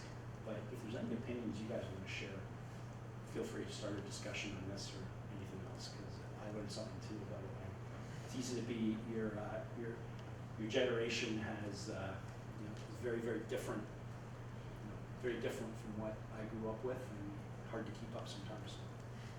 I guess a comment that if you incur, say, $200,000 plus in debt to go to school, Yeah. then maybe when you graduate, you can't afford to travel the world like you had that opportunity. Right. So people are kind of jammed into getting right to work to start to work off that debt, which may take them 15, Yeah. 20 years. Yeah. So the trade-off is maybe, are you better off doing some of that education online and for free? And I'm not saying traveling is the right thing to do, or like the travel I did. If I hadn't worked and made some money, I wouldn't have been able to do it. But there was also that mindset of, well, it wasn't like I got really rich, but I just had enough that I said, you know what, I'm going to go try a few things before I could have started a business. Almost did start a business. I don't think that's going to, went through a business plan. I don't think that's going to work. And decided to come back and do a graduate degree, actually. So I decided more education was, but part of that was, and again, this is where I think, in terms of what's going to make you, happy. I know, you probably heard this. I know tons of people in my business and lots of executives I deal with who are very, very wealthy and some of the most miserable, unhappy people. That's just true. So don't, whatever you do, don't just go chasing. I know you've heard it before. Don't go chasing the bucks. Like, do what you really like to do because you like to do it, and you'll end up with enough one way or the other. It may not be exactly when you need it or want it, and you get some good surprises, but the number of really wealthy, miserable, nasty people, there's a lot of them. Right? There's lots of great, wealthy, terrific people who are very philanthropic and give back, and so it comes in all shapes and sizes. I think my perception is your generation has a much more realistic view of that than mine did.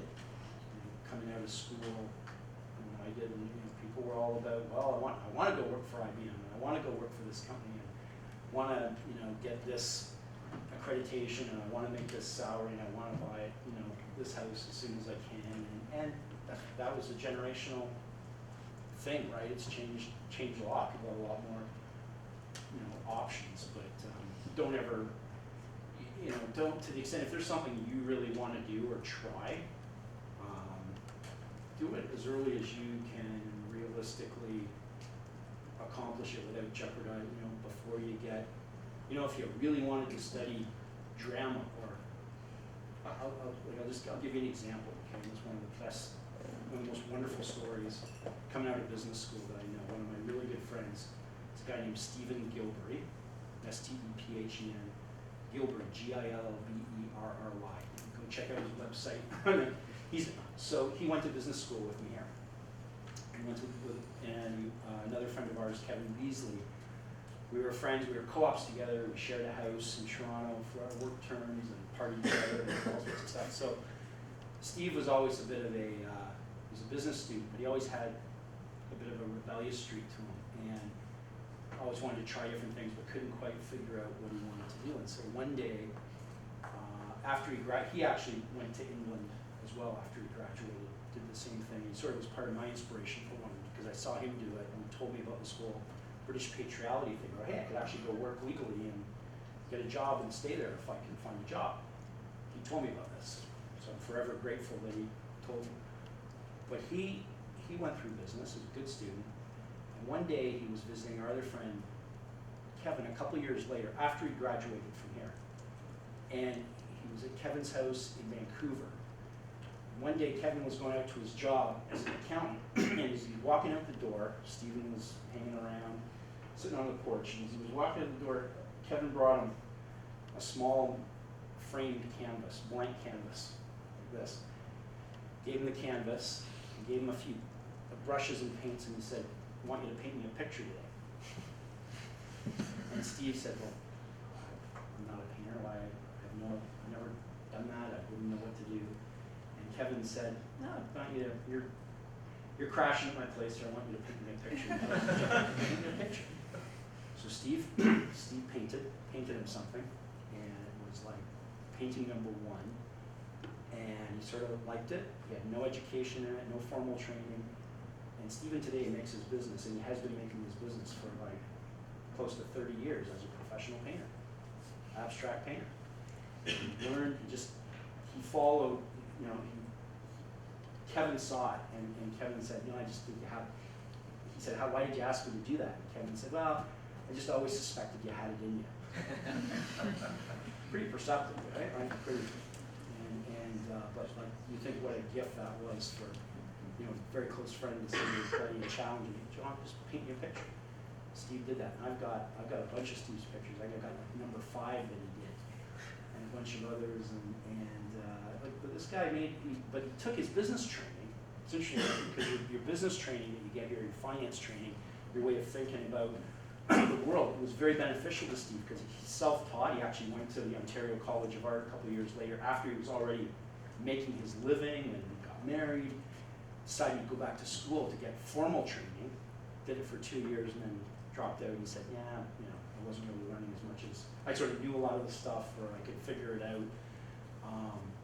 But what he was able to do that differentiated him from other artists, that he understood marketing, he understood business planning. He said, okay, what do I have? How do I need to price these paintings? How do I need to differentiate myself? How do I need to get into the right communities to be able to show my art, right?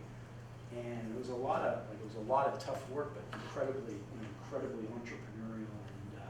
And just the lessons there are, do what you love, but your business training will come in handy for all sorts of ways that you can never imagine, including your, I find I get involved in a lot of philanthropic stuff with Laurier and McGill, and wearing my Rugby Canada shirt. I do work with Rugby Canada and kids, and a lot of healthcare related stuff, because my wife's a doctor at St. Kitts Hospital, and having that business, a bit of business mindset helps you strategize and plan and figure out how to fundraise and how to evaluate big projects that whether it's a university or a sports organization might want to undertake. So your education here will come in useful for a whole lot of things as you go on.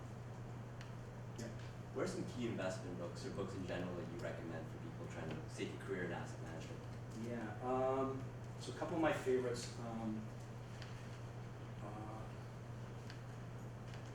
What's it called? The one by Howard Marks. It's called Just One Thing, or the one. So Howard Marks is the founder of Oak Tree Capital. Great book.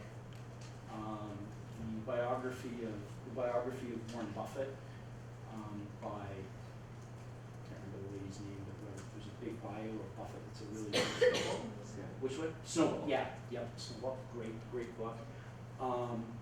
Reminiscences of a Stock Operator is a fantastic classic book, written by, and I won't spoil the ending for you, but I'll tell you. So it's written by the guy who it's based on is a guy named Jesse Livermore, and it's a story of his life as a trader, back starting in the late 1800s and going into the 1920s, and it finishes.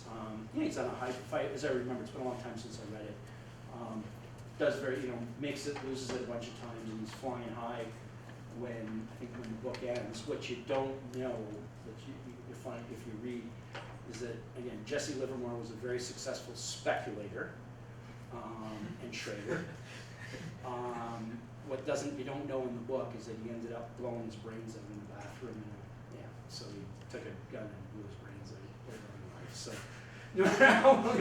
and I don't know. I think he had financial. I think it was when he was on a financial downturn, but there could have been mental health issues. I don't know, but the actual story doesn't have such a happy ending. I like that book. Another one I've really found, just a very simple, I guess one I'd give to a high school student, but I think is, it's by Alfred Rappaport. You guys help me out here. Rappaport, and it's sort of a book that talks just about what you call it, economic value added or economic profit. But it's sort of it's a very straightforward book, and it's called,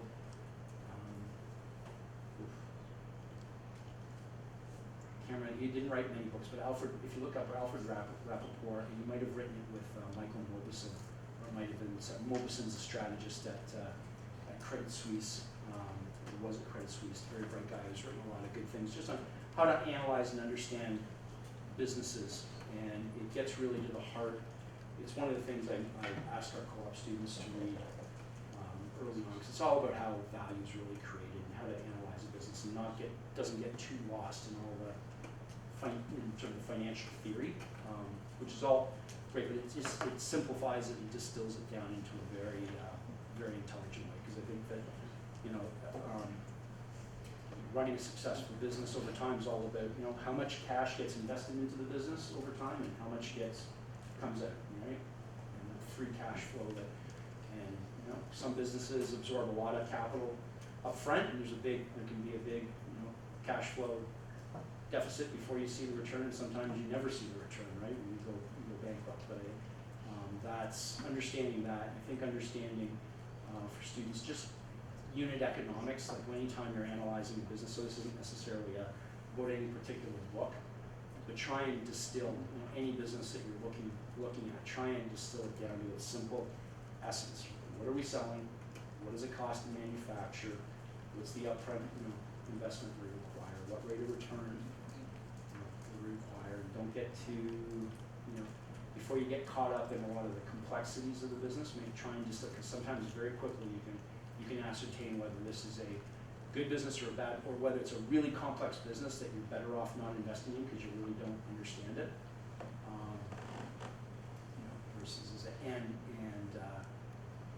the other thing is just to read, go back and read Buffett's annual reports are terrific documents, and you can follow them over time and see how he learned. There's a great book by, it's either Bevin, B-E-V-I-N, or Levin, I think it's called The Art of Worldly Wisdom.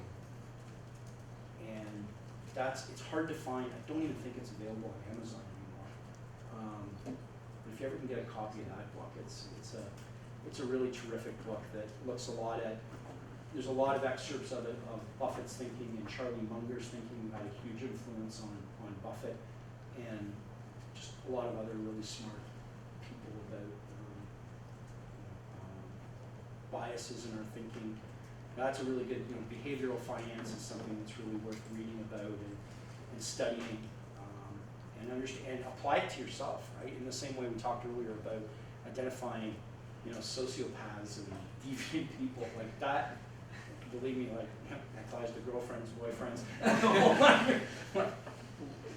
The more you can understand about that, and then the more you can understand about yourself and how you think and how you make decisions and what sort of biases you have, are really, can be really helpful.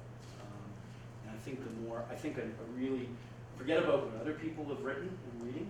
I think a really good thing for somebody who is an investor or wannabe investor, or even if you're not, just a student, I really think keeping a journal is a really, really good thing. Keep a journal of decisions you make, why you make them. It doesn't have to be long and detailed. And I do this stuff I'm making a gazillion decisions like every week, and to get documented in a portfolio, I don't always, write down reason for, but for a lot of if you get into that habit early on in your life and about things, and one thing I do know that I did was is on big decisions that you have to make about, you know, even for me, like whether to go overseas or to stay in Canada when I graduated, I got out a pad of paper and I had 2 columns on it, pros and cons, and it wasn't like an obvious answer, but you flesh out all those reasons and maybe bounce them off a few other people, which I did, and I found that very helpful to clarify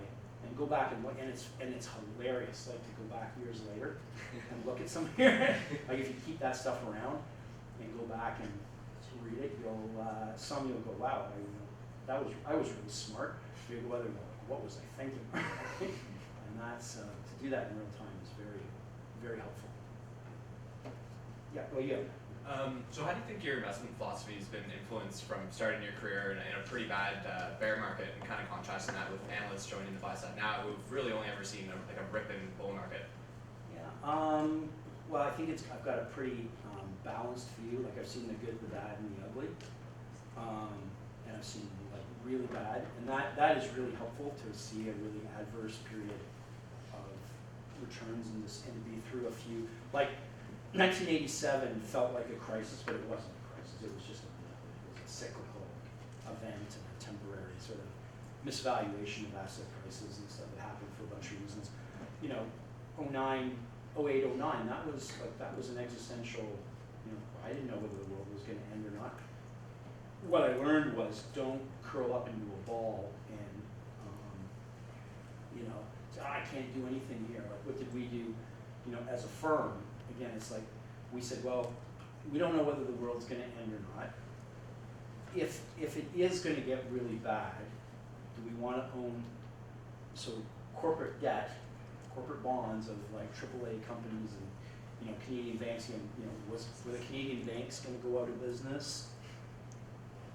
Didn't know. There was a lot of fear. Probably not. If they did go out of business, the world would have been, because Canadian banks are some of the best capitalized in the world. They were even back in 08. You know, we were worried about Lehman Brothers. You know, AIG. There were other. You know, it was corporate credit spreads were ballooning out. Credit markets had seized up. You know, GE couldn't sell its commercial paper.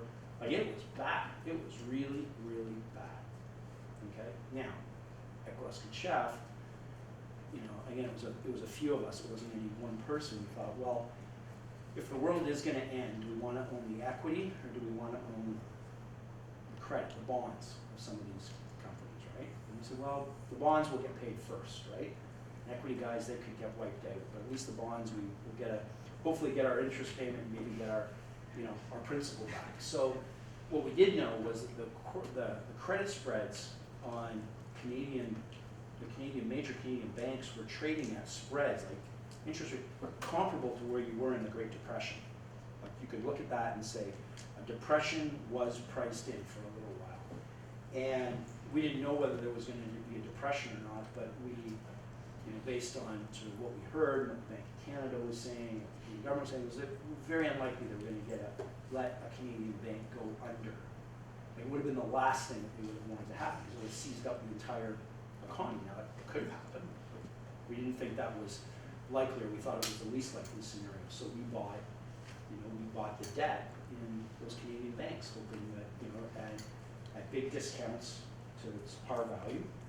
And that turned out, and we bought it and we levered it. So we got equity-like returns without taking equity risk. So that's how, you know, that's where in a crisis you've got to look, where's the opportunity? If you know, where's the best risk-adjusted opportunity, right? Now, lots of people can say they bought, you know, equity cheaply. You know, very few people actually buy it at the bottom, but you didn't have to buy it at the bottom. There were lots of opportunities around, but I can tell you there was a lot. You know, prices moved around a lot, but there was also a lot of stuff that just didn't trade. Right? Prices were moving, but there wasn't a lot of volume of trade. So that's sort of how that was our big way of responding as a firm from an investment point of view. And I think being through that and watching, you know, that helps in watching what's going on through in Europe right now. I mean, we're not being able to give some historical context to a particular situation. So if you look at the situation in Europe today and the problems in Greece, and you compare it to 2011, in our mind, it's not nearly as serious because of a lot of actions that have been taken as to where that debt's being held and owned compared to where it was. Like the European banks aren't nearly as dangerous as they were back in 2011 and 2012 as a result of all the measures that have been taken to mitigate that, and the regulation that's taken. So this situation is not as bad, but it's back the opportunity, a really big opportunity. There have been opportunities where it seems like the world's ending, but you sort of got to evaluate. Well, is it going to end here, or will the authorities do the right things that will keep the system together? In that case, related to the banking system, or it may be particular businesses. I mean, a really difficult one to figure out is the energy sector, right? Oil prices have been very volatile. That oil crash we had last year was unanticipated by most market participants. The oil would go from $100 to $42 a barrel in a very short period of time.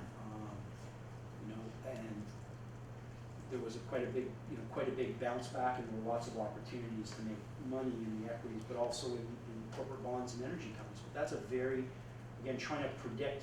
One of the hardest things to do is to predict commodity prices and to analyze commodity businesses, because they are. And again, one of the things I would share is if you're investing in commodity businesses, whether that's mining or energy, and it can be a moving target, but you want to focus on the lower cost producers, because people are price takers in commodity businesses. The lower cost producers that will be most likely to survive coming out of whatever, if there's a recovery in that particular commodity market. But we're still not, just using energy as an example, we're still not out of the water. There's lots of coming in today. Oil was down 4% in a day. That's a big move. There's a lot of companies that are not economic, that do not earn the cost of capital and generate a return on the capital at $55 a barrel oil. There'll be a lot of companies that don't make it.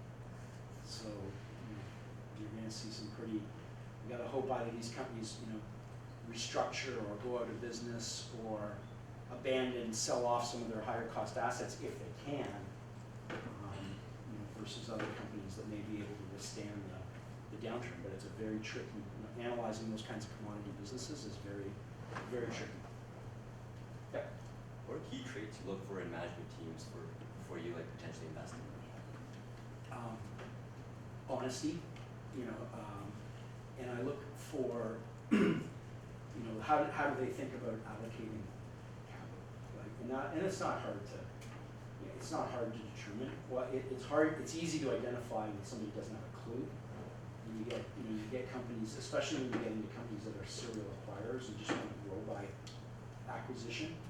And there are acquiring and integrating companies is an art unto itself, in addition to managing and growing a business through organic means. But getting to understand how do they think about allocating capital, looking at the track record, what the numbers, even before you meet them, look and you can go back and pull up the numbers off of Bloomberg or out of the annual reports, calculate them however you want to calculate it. The return on equity, you can do your DuPont analysis. How was that? Which is useful exercise. How were those returns generated? Was it just through adding more financial leverage? Was it through improving the margins? Was it the asset turns? Was it what investments did they make? What did they say? Go back and read. There's a lot in those annual reports and annual information forms. What did the management team say they were going to do? And did they do it? But again, don't hold them. Here's one of the. I love asking the question of management teams, the same one I would ask of somebody I'm interviewing. Tell me about some of your biggest mistakes. Tell me about some of your biggest screw-ups. And that's actually not a lot of people will ask that question, but you're really, when a guy says, or a woman, manager in front of you, a team goes, let me tell you about this story, right? And they're happy to tell you about the big mistake they made and what they learned from it. And you go, there you go, that's refreshing, right? Somebody, not afraid to admit you made a mistake. Somebody who understands what happened, why it happened, how they responded to it. There's way more information in that kind of dialogue than in somebody just telling me, we've done X, Y, and Z, and we're great. And look where the share price is, and confusing. sometimes confusing the share price performance with their own managerial prowess. Could be pure luck. Could be the whole industry has a tailwind behind it. Lots of guys in the energy patch thought they were great managers, right? Well, it was just oil prices were really high for an extended period of time, very, very stable. And investors were willing, this is again, there's what the management team does, and then there's what the investors do in the capital markets, and people can get carried away, and they get very often stability and predictability of of financial returns, of profits, of a commodity price. People just start to bake that in and think that's the norm. And that's when you get these big dislocations, when suddenly it's not the norm. So good, price of oil was steady between, WTI price was $85 to $110 for like 3 years. It was a big number, and actually those were big, high prices, and a lot of companies were making decent returns. Some were making great returns, some were making okay returns, but it was just very stable and much higher than what the energy industry was sort of used to. But it didn't take a lot. Like once, what happened though was you get the stable commodity price, the cost structures all crept up, right? The amount to buy other companies, to buy reserves, to get service, when the whole industry is doing this, to get drilling rigs and get fracking, fracking spreads and all, it all started to cost more. So the cost structures all creeped up. And when the price of oil rolled over and the price of natural gas rolled over, suddenly the profit margin evaporated, right? Cash flows went to zero. And guys had taken on, they'd taken on more debt. They let the banks had got a bit lazier and were lending them more and allowing them to get their, raising the, the allowable debt levels under their covenants, and when it all rolled over, it hurt really badly. And then people go into denial and say, well, this, oil's got to go back to $80. Well, it hasn't. So, and I don't know whether it will or won't. I think but the last thing you want is, a management team that's in denial. Right? So, how do they allocate capital? They learn from their mistakes. Do they seem to have a real sense of reality?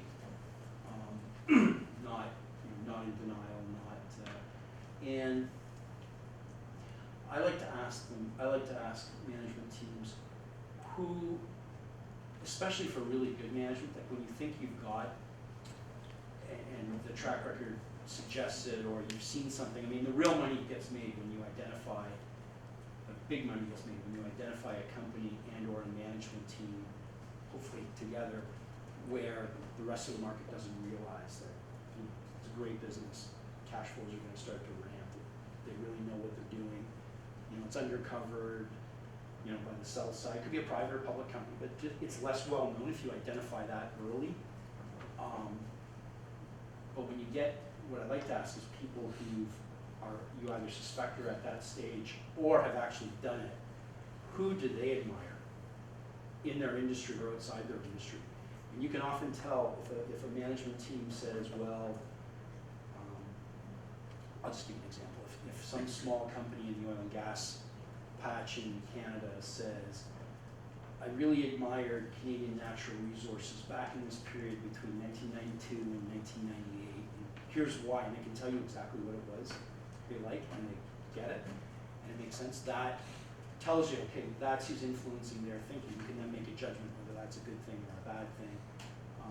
You can't just copy other people necessarily, but also I love asking really good management teams who we might be investors in, who else would you invest in? And it's interesting, often they're pretty good judges of, not perfect, and may not know about what the right valuation is, but they know who the good operators are. They know, in many cases they might be people who worked for them in the past who've gone off. In some cases they've actually maybe even funded, a startup or something, invested some of their own money. So that's what I call, but it's great to sort of create your own, sort of a hall of fame. It can be hall of fame of other investors. It can be hall of fame of companies that you admire and know why you admire them, and then look for those traits. And management teams look for those traits in other companies. It's a really good way of sort of creating those models of. Yep. I know you already touched on it a bit, but like, what are some of the more interesting people that you've come across, like in all of your, even internationally or even at Gluskin Sheff? Oh, And like what stood out about those people? it could be any. Anyone. I will tell you one of the most fascinating people I've ever met is I met the Dalai Lama in northern India when I lived there, and he's a very funny guy. Like, and you probably if you've read or you can tell when you're in his presence, he's a pretty special. And I knew the history, and I spent a lot of time around.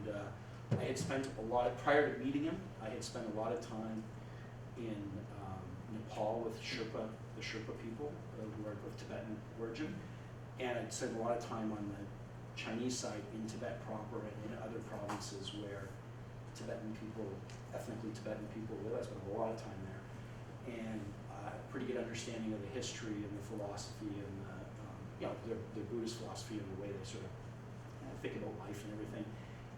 But meeting the Dalai Lama in person and having a brief chat with him was his sort of just his presence, but he is a very funny guy, very like he's got and I think part of it I think comes from his philosophy and outlook and just what he's been through and sort of puts things in perspective. But he could laugh at himself and he could laugh at other people and put people at ease. So he was a very interesting person. I would say one of my real heroes of investing and just of sort of personal conduct, and is the guy that I first worked for at Credit Suisse, First Boston. His name was Oswald Grubel, and when I worked for him, he ran all the European trading operations for Credit Suisse, and he eventually became CEO of the company and ran Credit Suisse through the financial crisis, and they came well through the credit. And he retired, and he was asked to come back when Union Bank of Switzerland, UBS, was in real trouble. He was asked by the Swiss government to come back and run UBS and help them sort of get back on their feet. And the thing I admired about Ozzy was, and I've met up with him once since I only worked for him for 2 years, and he said more to me in my exit interview than he said to me the entire time that I worked for him. Okay, but it was I'll share what he told me, because it was like, you tell the guy, like, so first of all, he was a German guy. He was orphaned as a kid during the Second World War in Germany. He was raised by his grandparents who escaped from when the Cold War was sort of starting and the Russians were moving into Germany. They escaped from what became East Germany into West Germany. Ozzy did not go to university. He went in an apprenticeship program, so kind of like co-op. He went in an apprenticeship. We always think of that as people, doing machine shop, or where apprenticing is like a great thing that needs to come back in a lot of different ways, I think, in our society, especially for technical skills. Well, he worked for Deutsche Bank as an apprentice in banking, and literally started as a teller and by the time I got to work for him, he ran the Eurobond trading operations. He was a brilliant trader. He said and he literally saved the bank in 1987. Like, I watched it. He did it. I saw how he thought, and I watched how he handled himself, and it was really, really remarkable. When I went to quit, so I'd made a bit of money and I wanted to go travel and see the rest of the world, and Ozzy said to me, I quit to my immediate boss, and my boss told Ozzy, and Ozzy said, well, have him come and see me. So I went in to see Ozzy, and this guy had a big German guy. He's very gruff. He didn't say many words at all. And he had in his office at the time, he had a statue of a man being mauled by a grizzly bear. It stood about this high, right? And it was a big statue of a grizzly killing him. and Ozzy's nickname was the Bear. And he went to me and he goes, why are you quitting? I said, well, I want to travel, I want to do some things while I'm young and get some things out of my system. And he says, you're sure you're not going to work for somebody else? I said, no. He said, are you sure? He said, is it the money? Because I will give you more money. He said, we'll double your salary.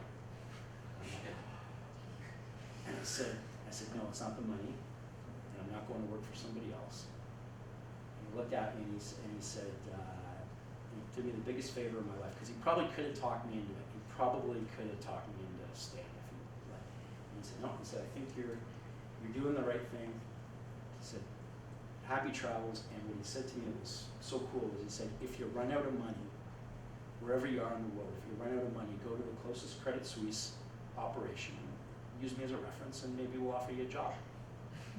It's pretty cool. Like, I'm the low guy, I'm not a senior guy, I'm 25 years old at the time.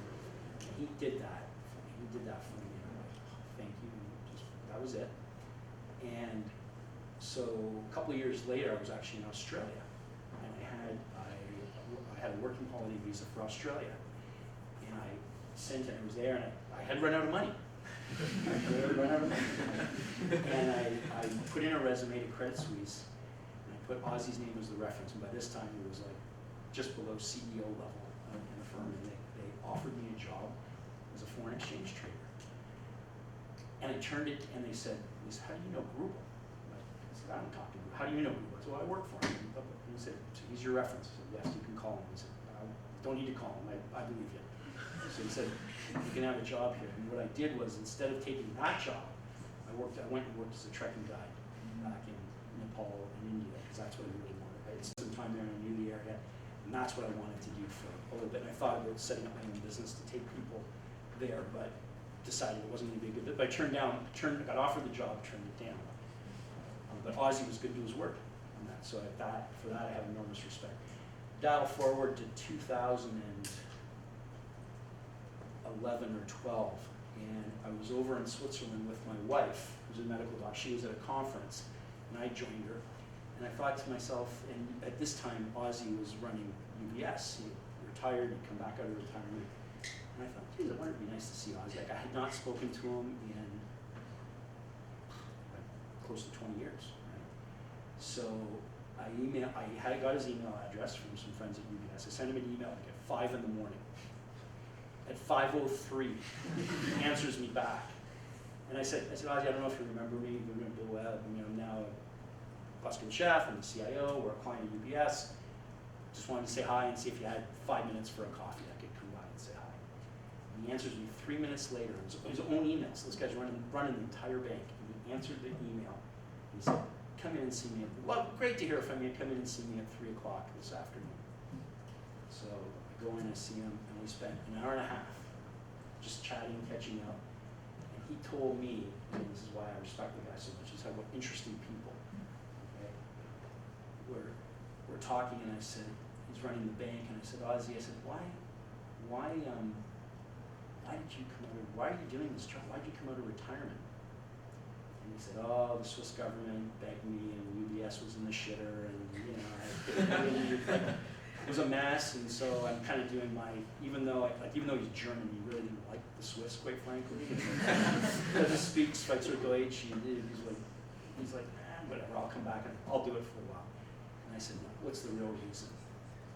He said, actually, after I retired from Credit Suisse, he said, I had my beach house in Spain, and I was trading my own personal account, but I was getting bored. He said I was getting bored. I missed the action. I missed being with my colleagues, and I was just, I had my Bloomberg and my beach place, and I was doing a bit of golf, and he said I just got bored. So I decided I took the job to come back. So he came back, and I said, now you're CEO of the company. I said, do you still run? I said, when he was at Credit Suisse, when he was even a senior guy, he ran a trading book it was called management. So guys were trading foreign currencies, guys were trading commodities, euro bonds, different denominations, like floating, fixed rate, all these different people. And there was a thing called management, and management was Ozzy. And Ozzy traded whatever he wanted. He looked after risk management for the firm and a bunch of things. He was a great trader. So I said to him at UBS, I said, don't tell me, you're not still trading a proprietary book, are you? And he looks at me and he said, of course I am.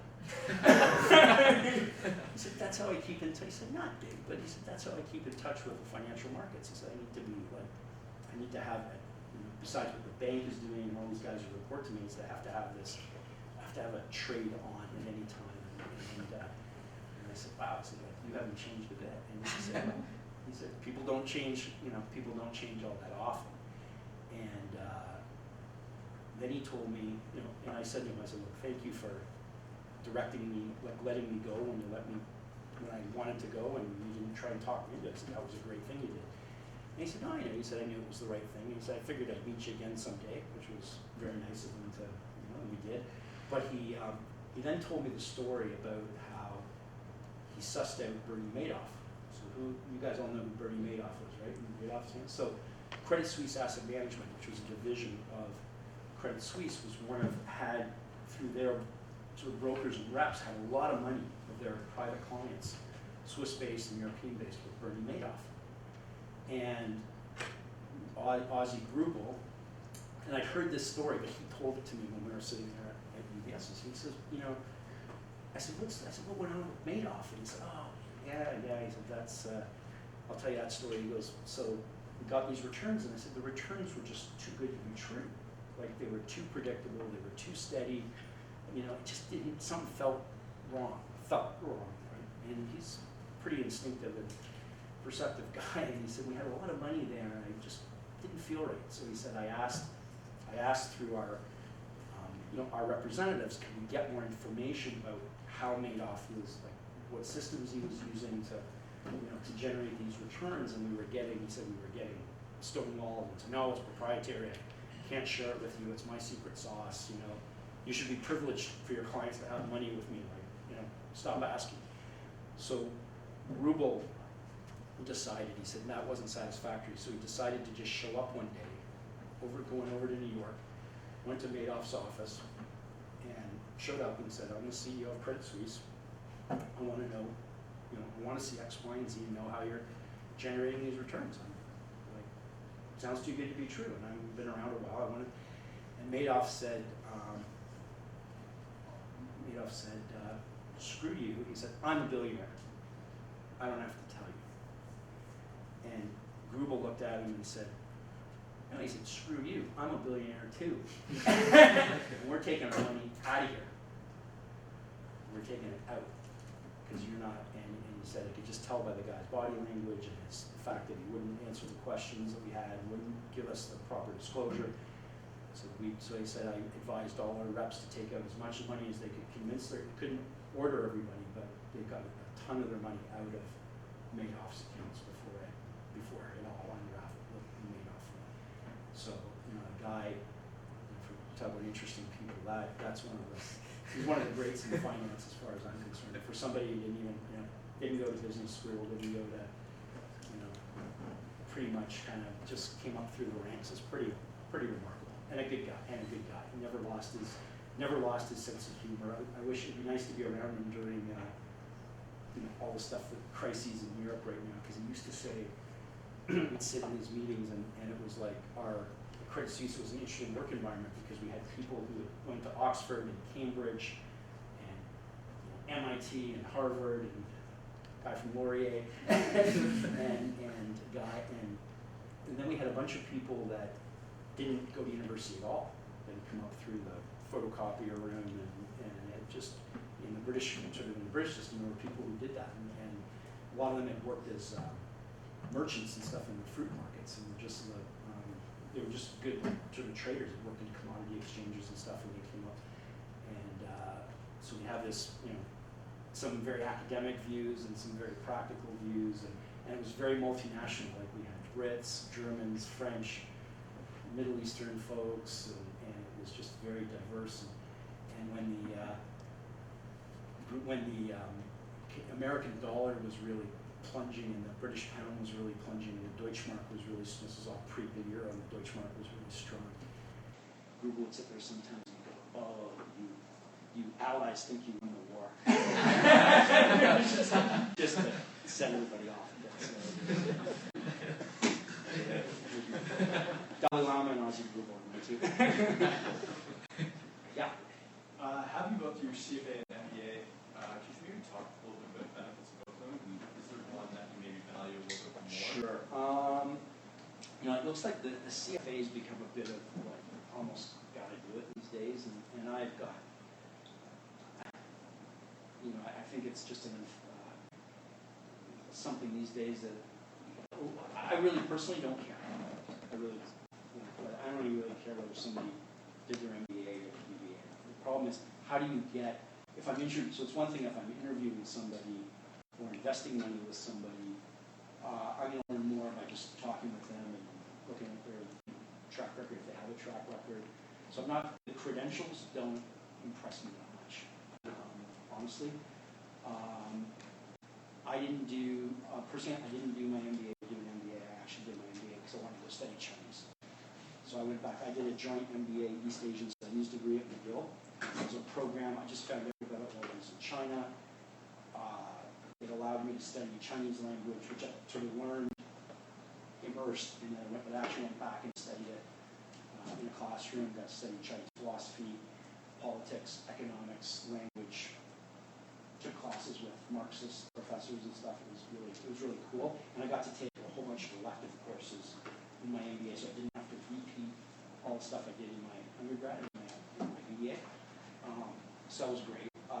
I think that the real value of almost any education, especially in higher, it's really the quality of the people you're working with. Like, it's the people you're working with, and it's the group work, and it's what you learn in the classroom, it's what you apply. So I really, I think people just got to do what feels right for them. If you wanted to work in finance and you had no background, and then yeah, it probably makes, CFA is great, you can do it as self-study. Is it a good test of what people know about investing? No. It is a speed, you gotta learn a lot of stuff. It's a speed test. You gotta be a good test taker. You gotta know the material, and you gotta be a good test taker. But it does not mean that somebody, and I think it's become this massive, I imagine the CFA Institute must be in these palatial offices somewhere, with all the money that's spent on the courses and the textbooks and like. But it's a great way if somebody wants to learn a lot about finance pretty quickly. Yeah, fine to do it. But there's no substitute for having tried it on your own, whether that's in stock market competitions or investing a little bit on your own. When I try and pick out somebody who I think is really going to be successful in our business, one of the things that really stands out is when somebody's got a real deep passion for it, and it's because it's actually, they know they're passionate because they've actually done it for whatever they were in. They were here at Laurier in the investment, the investment course, or they did it on their own, or they somehow got introduced, to it and have been doing it. That's the thing. And then above that, are they analytical? Can they read people? Do they have a good sense of risk management? Some of which you can't tell until somebody actually does it. But I love talking to somebody who can relate what they learned from an investment they did when they were 17 or 18 or 14 or whatever, and got into that. Now, not everybody can do that, right? So it doesn't mean you're ruled out. But I think the theory can be gained a lot of ways. I think the thing in the CFA program, lots of good stuff in there, lots of good tools to be aware of. I think the really core essence, though, is not, it can get lost in a lot of the detail. Right? So you got to be, that's where I think reading just great books, reading somebody's investment letters, studying companies that have been really, really successful companies, even reading the biographies of, like Steve Jobs, right? There's so much there. People who, a very successful person, but the number of failures and setbacks and perseverance that he had, and the creativity that's above, and some of which you could argue, wouldn't appear to make any financial sense, right? Like I'm not even sure they anticipated how successful they would ultimately be. Right? Products that were ahead of their time, products that people didn't really realize that they needed until they were in front of them, right? How do you generate? Another great book, reading, there's a great biography of the Wright brothers that recently came out. That's a really great book. again, for education, there's the formal education. I think reading about not just financial history and investors, but reading about just history in general is really, whether it's economic history or reading about how much economics and politics are intertwined. If you started at the, start wherever you want, but like in the 1800s and look at, European history and the growth of markets and how they help finance different empires and armies and the changeover of, the locus of power from Britain, the British Empire to America, and how that was tied to their economic interests, and how the economic, how the Treaty of Versailles at the end of the First World War and the reparations that were, how all that economic challenges in Germany led to the Second World War. Like, it's all intertwined. Guys like, Churchill, who was, obviously very important in the Second World War.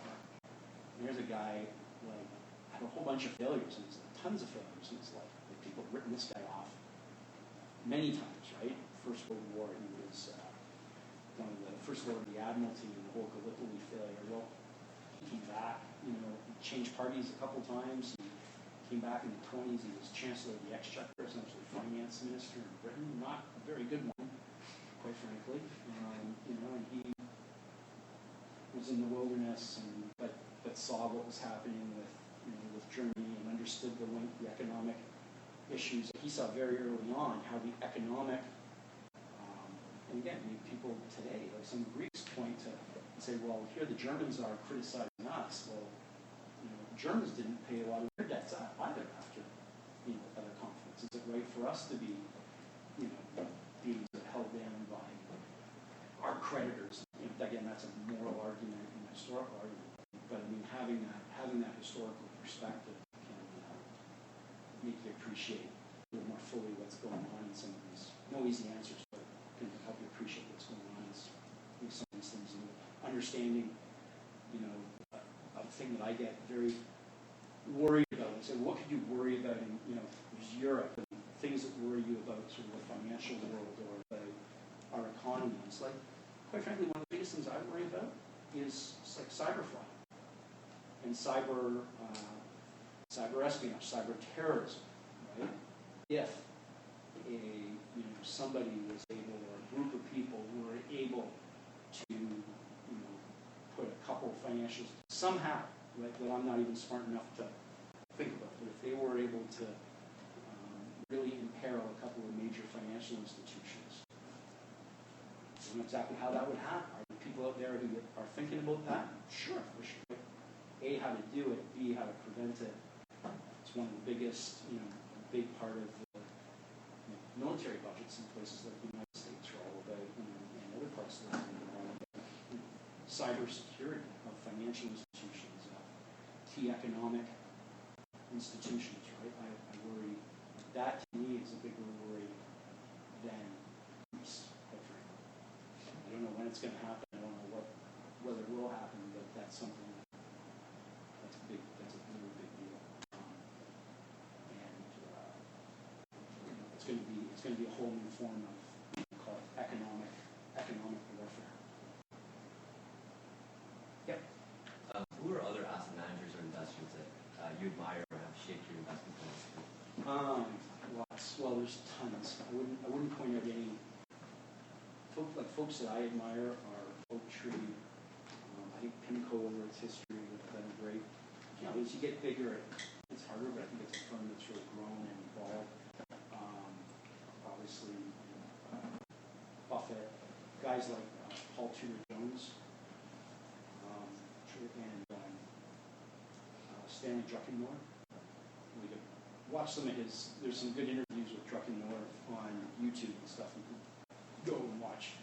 So a very guy who's got some fantastic, and actually has, I think Druckenmiller just packed it in. Like sometimes investors just say, you know what, that's enough for now. I've made enough. I don't understand this market, or I don't need to understand it, or I've made enough, or I think it's too dangerous. I'm going to give the money back to my investors if they had outside investors, and call it a day for a while. Whoever they want to do, philanthropic interests or whatever. So Druckenmiller, you know, in Canada, guys like Maurer or West built a great operation. Burgundy's been around for a long time and done a great job. Lots of folks. And there's, the great thing about the investment business is there's many ways to skin the cat. Okay? Lots of different ways. Like there's nobody that's got, you know, the magical formula for. I think there's lots of principles that most successful investors follow. There's lots of different styles. There's lots of different approaches. There's what you want to ascertain is how much is skill, how much is luck. You know, people can have hot streaks that go on for many years and then go through a 2-year bad pattern. You could blow your whole business up in 2 years if you're not careful, right? So you can blow up, or you can blow up. The other important thing in any business is it takes decades to build up a reputation. You can destroy it very quickly, right? With one, careless thing, insider trading, one dumb thing. So always make sure your ethics are guiding you, because you can destroy it very quickly. But there's one of the beauties, you can't get bored. So this is one thing, I reflect on one more thing that Ozzy Grubel told me in that interview, that my exit interview, after he's convinced I need a job somewhere, looking up. And then he gets philosophical. The only time I've heard the guy get philosophical, I couldn't believe I'm hearing from him. He's like a stoic guy. He goes, you know what I like about this business? I'm sitting there, like I'm here from God or something. I said, really like? He said, I can never get bored. I can never, ever get bored. He said, everything is, he said that, and you could see he meant it, right? It's like everything that goes on, politics, economics, the fundamentals of this business or that business, human psychology, it all sort of feeds in. And he just said, I can't get bored. And there's always something new.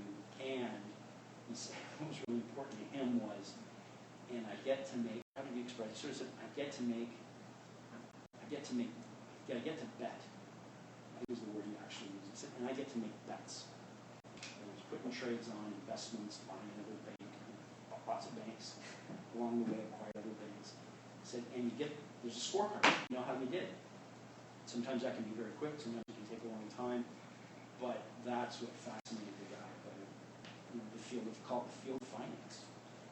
And he meant it, and he was right. And I thought to myself, I go, okay, yeah, it was the thing. I went off to do some other things for a few years, but I came back to finance. And for that I knew that was true. I knew there were other things I wanted to check out, but he sort of rammed it home to me without trying to influence me. He was just telling me what turned him on, right? And then, years later, you can't take it out of the guy. Years later, he's running UBS and he's still trading a proprietary account. Right?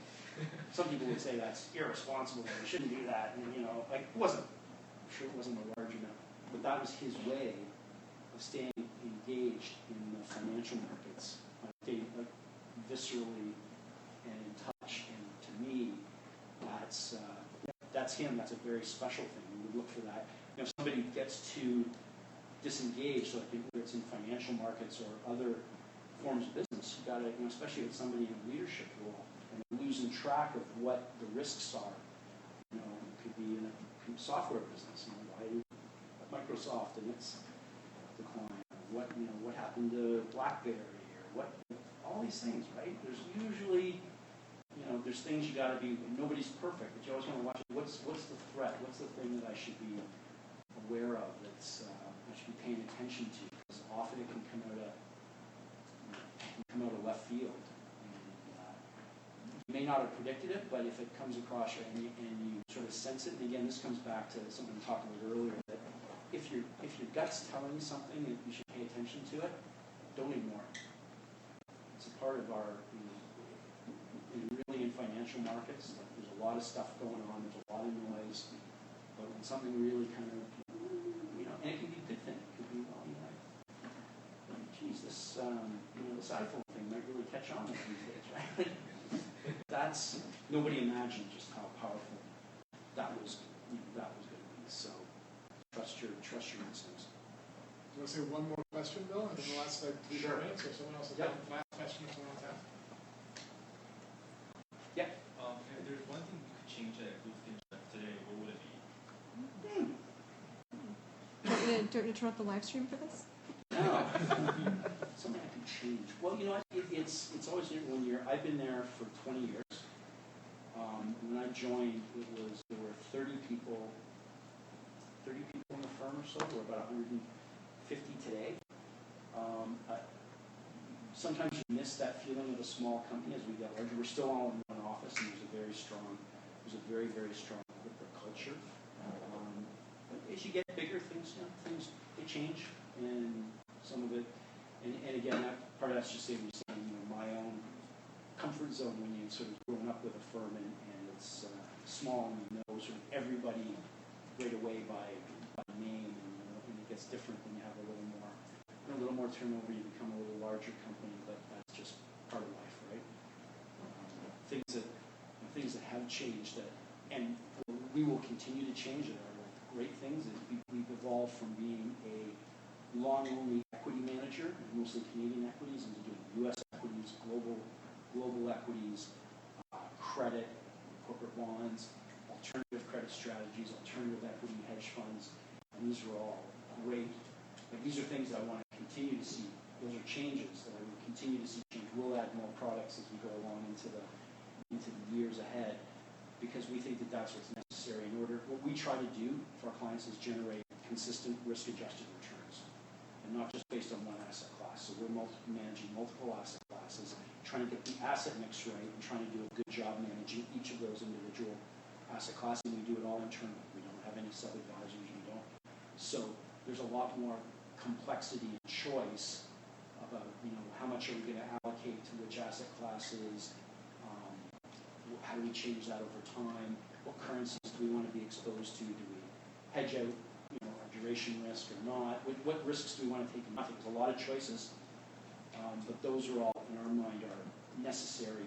They're necessary changes in order to achieve that goal of the risk-adjusted returns, because it's a low. One thing you should understand about the world today: it's a slower growth world.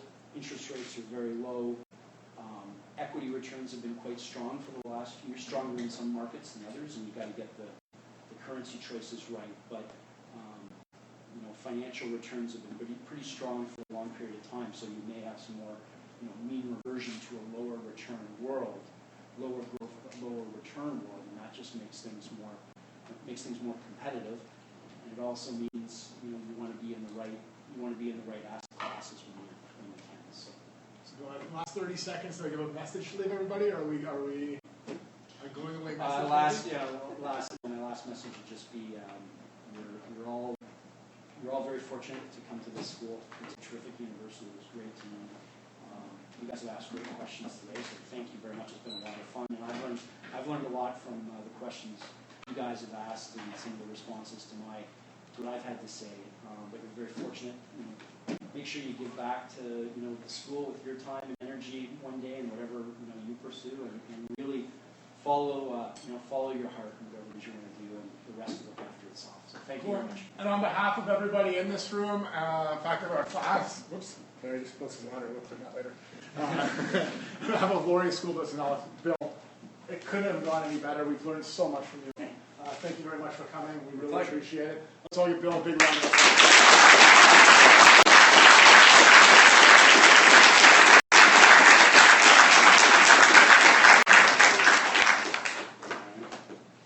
Decide to go back nice. on your trip to do you have like the notes here if you want to make a journal next time you go to China?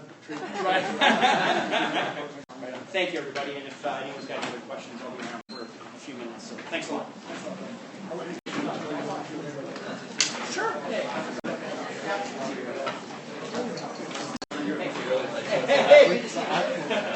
Good. Good. We'll sit there sometime.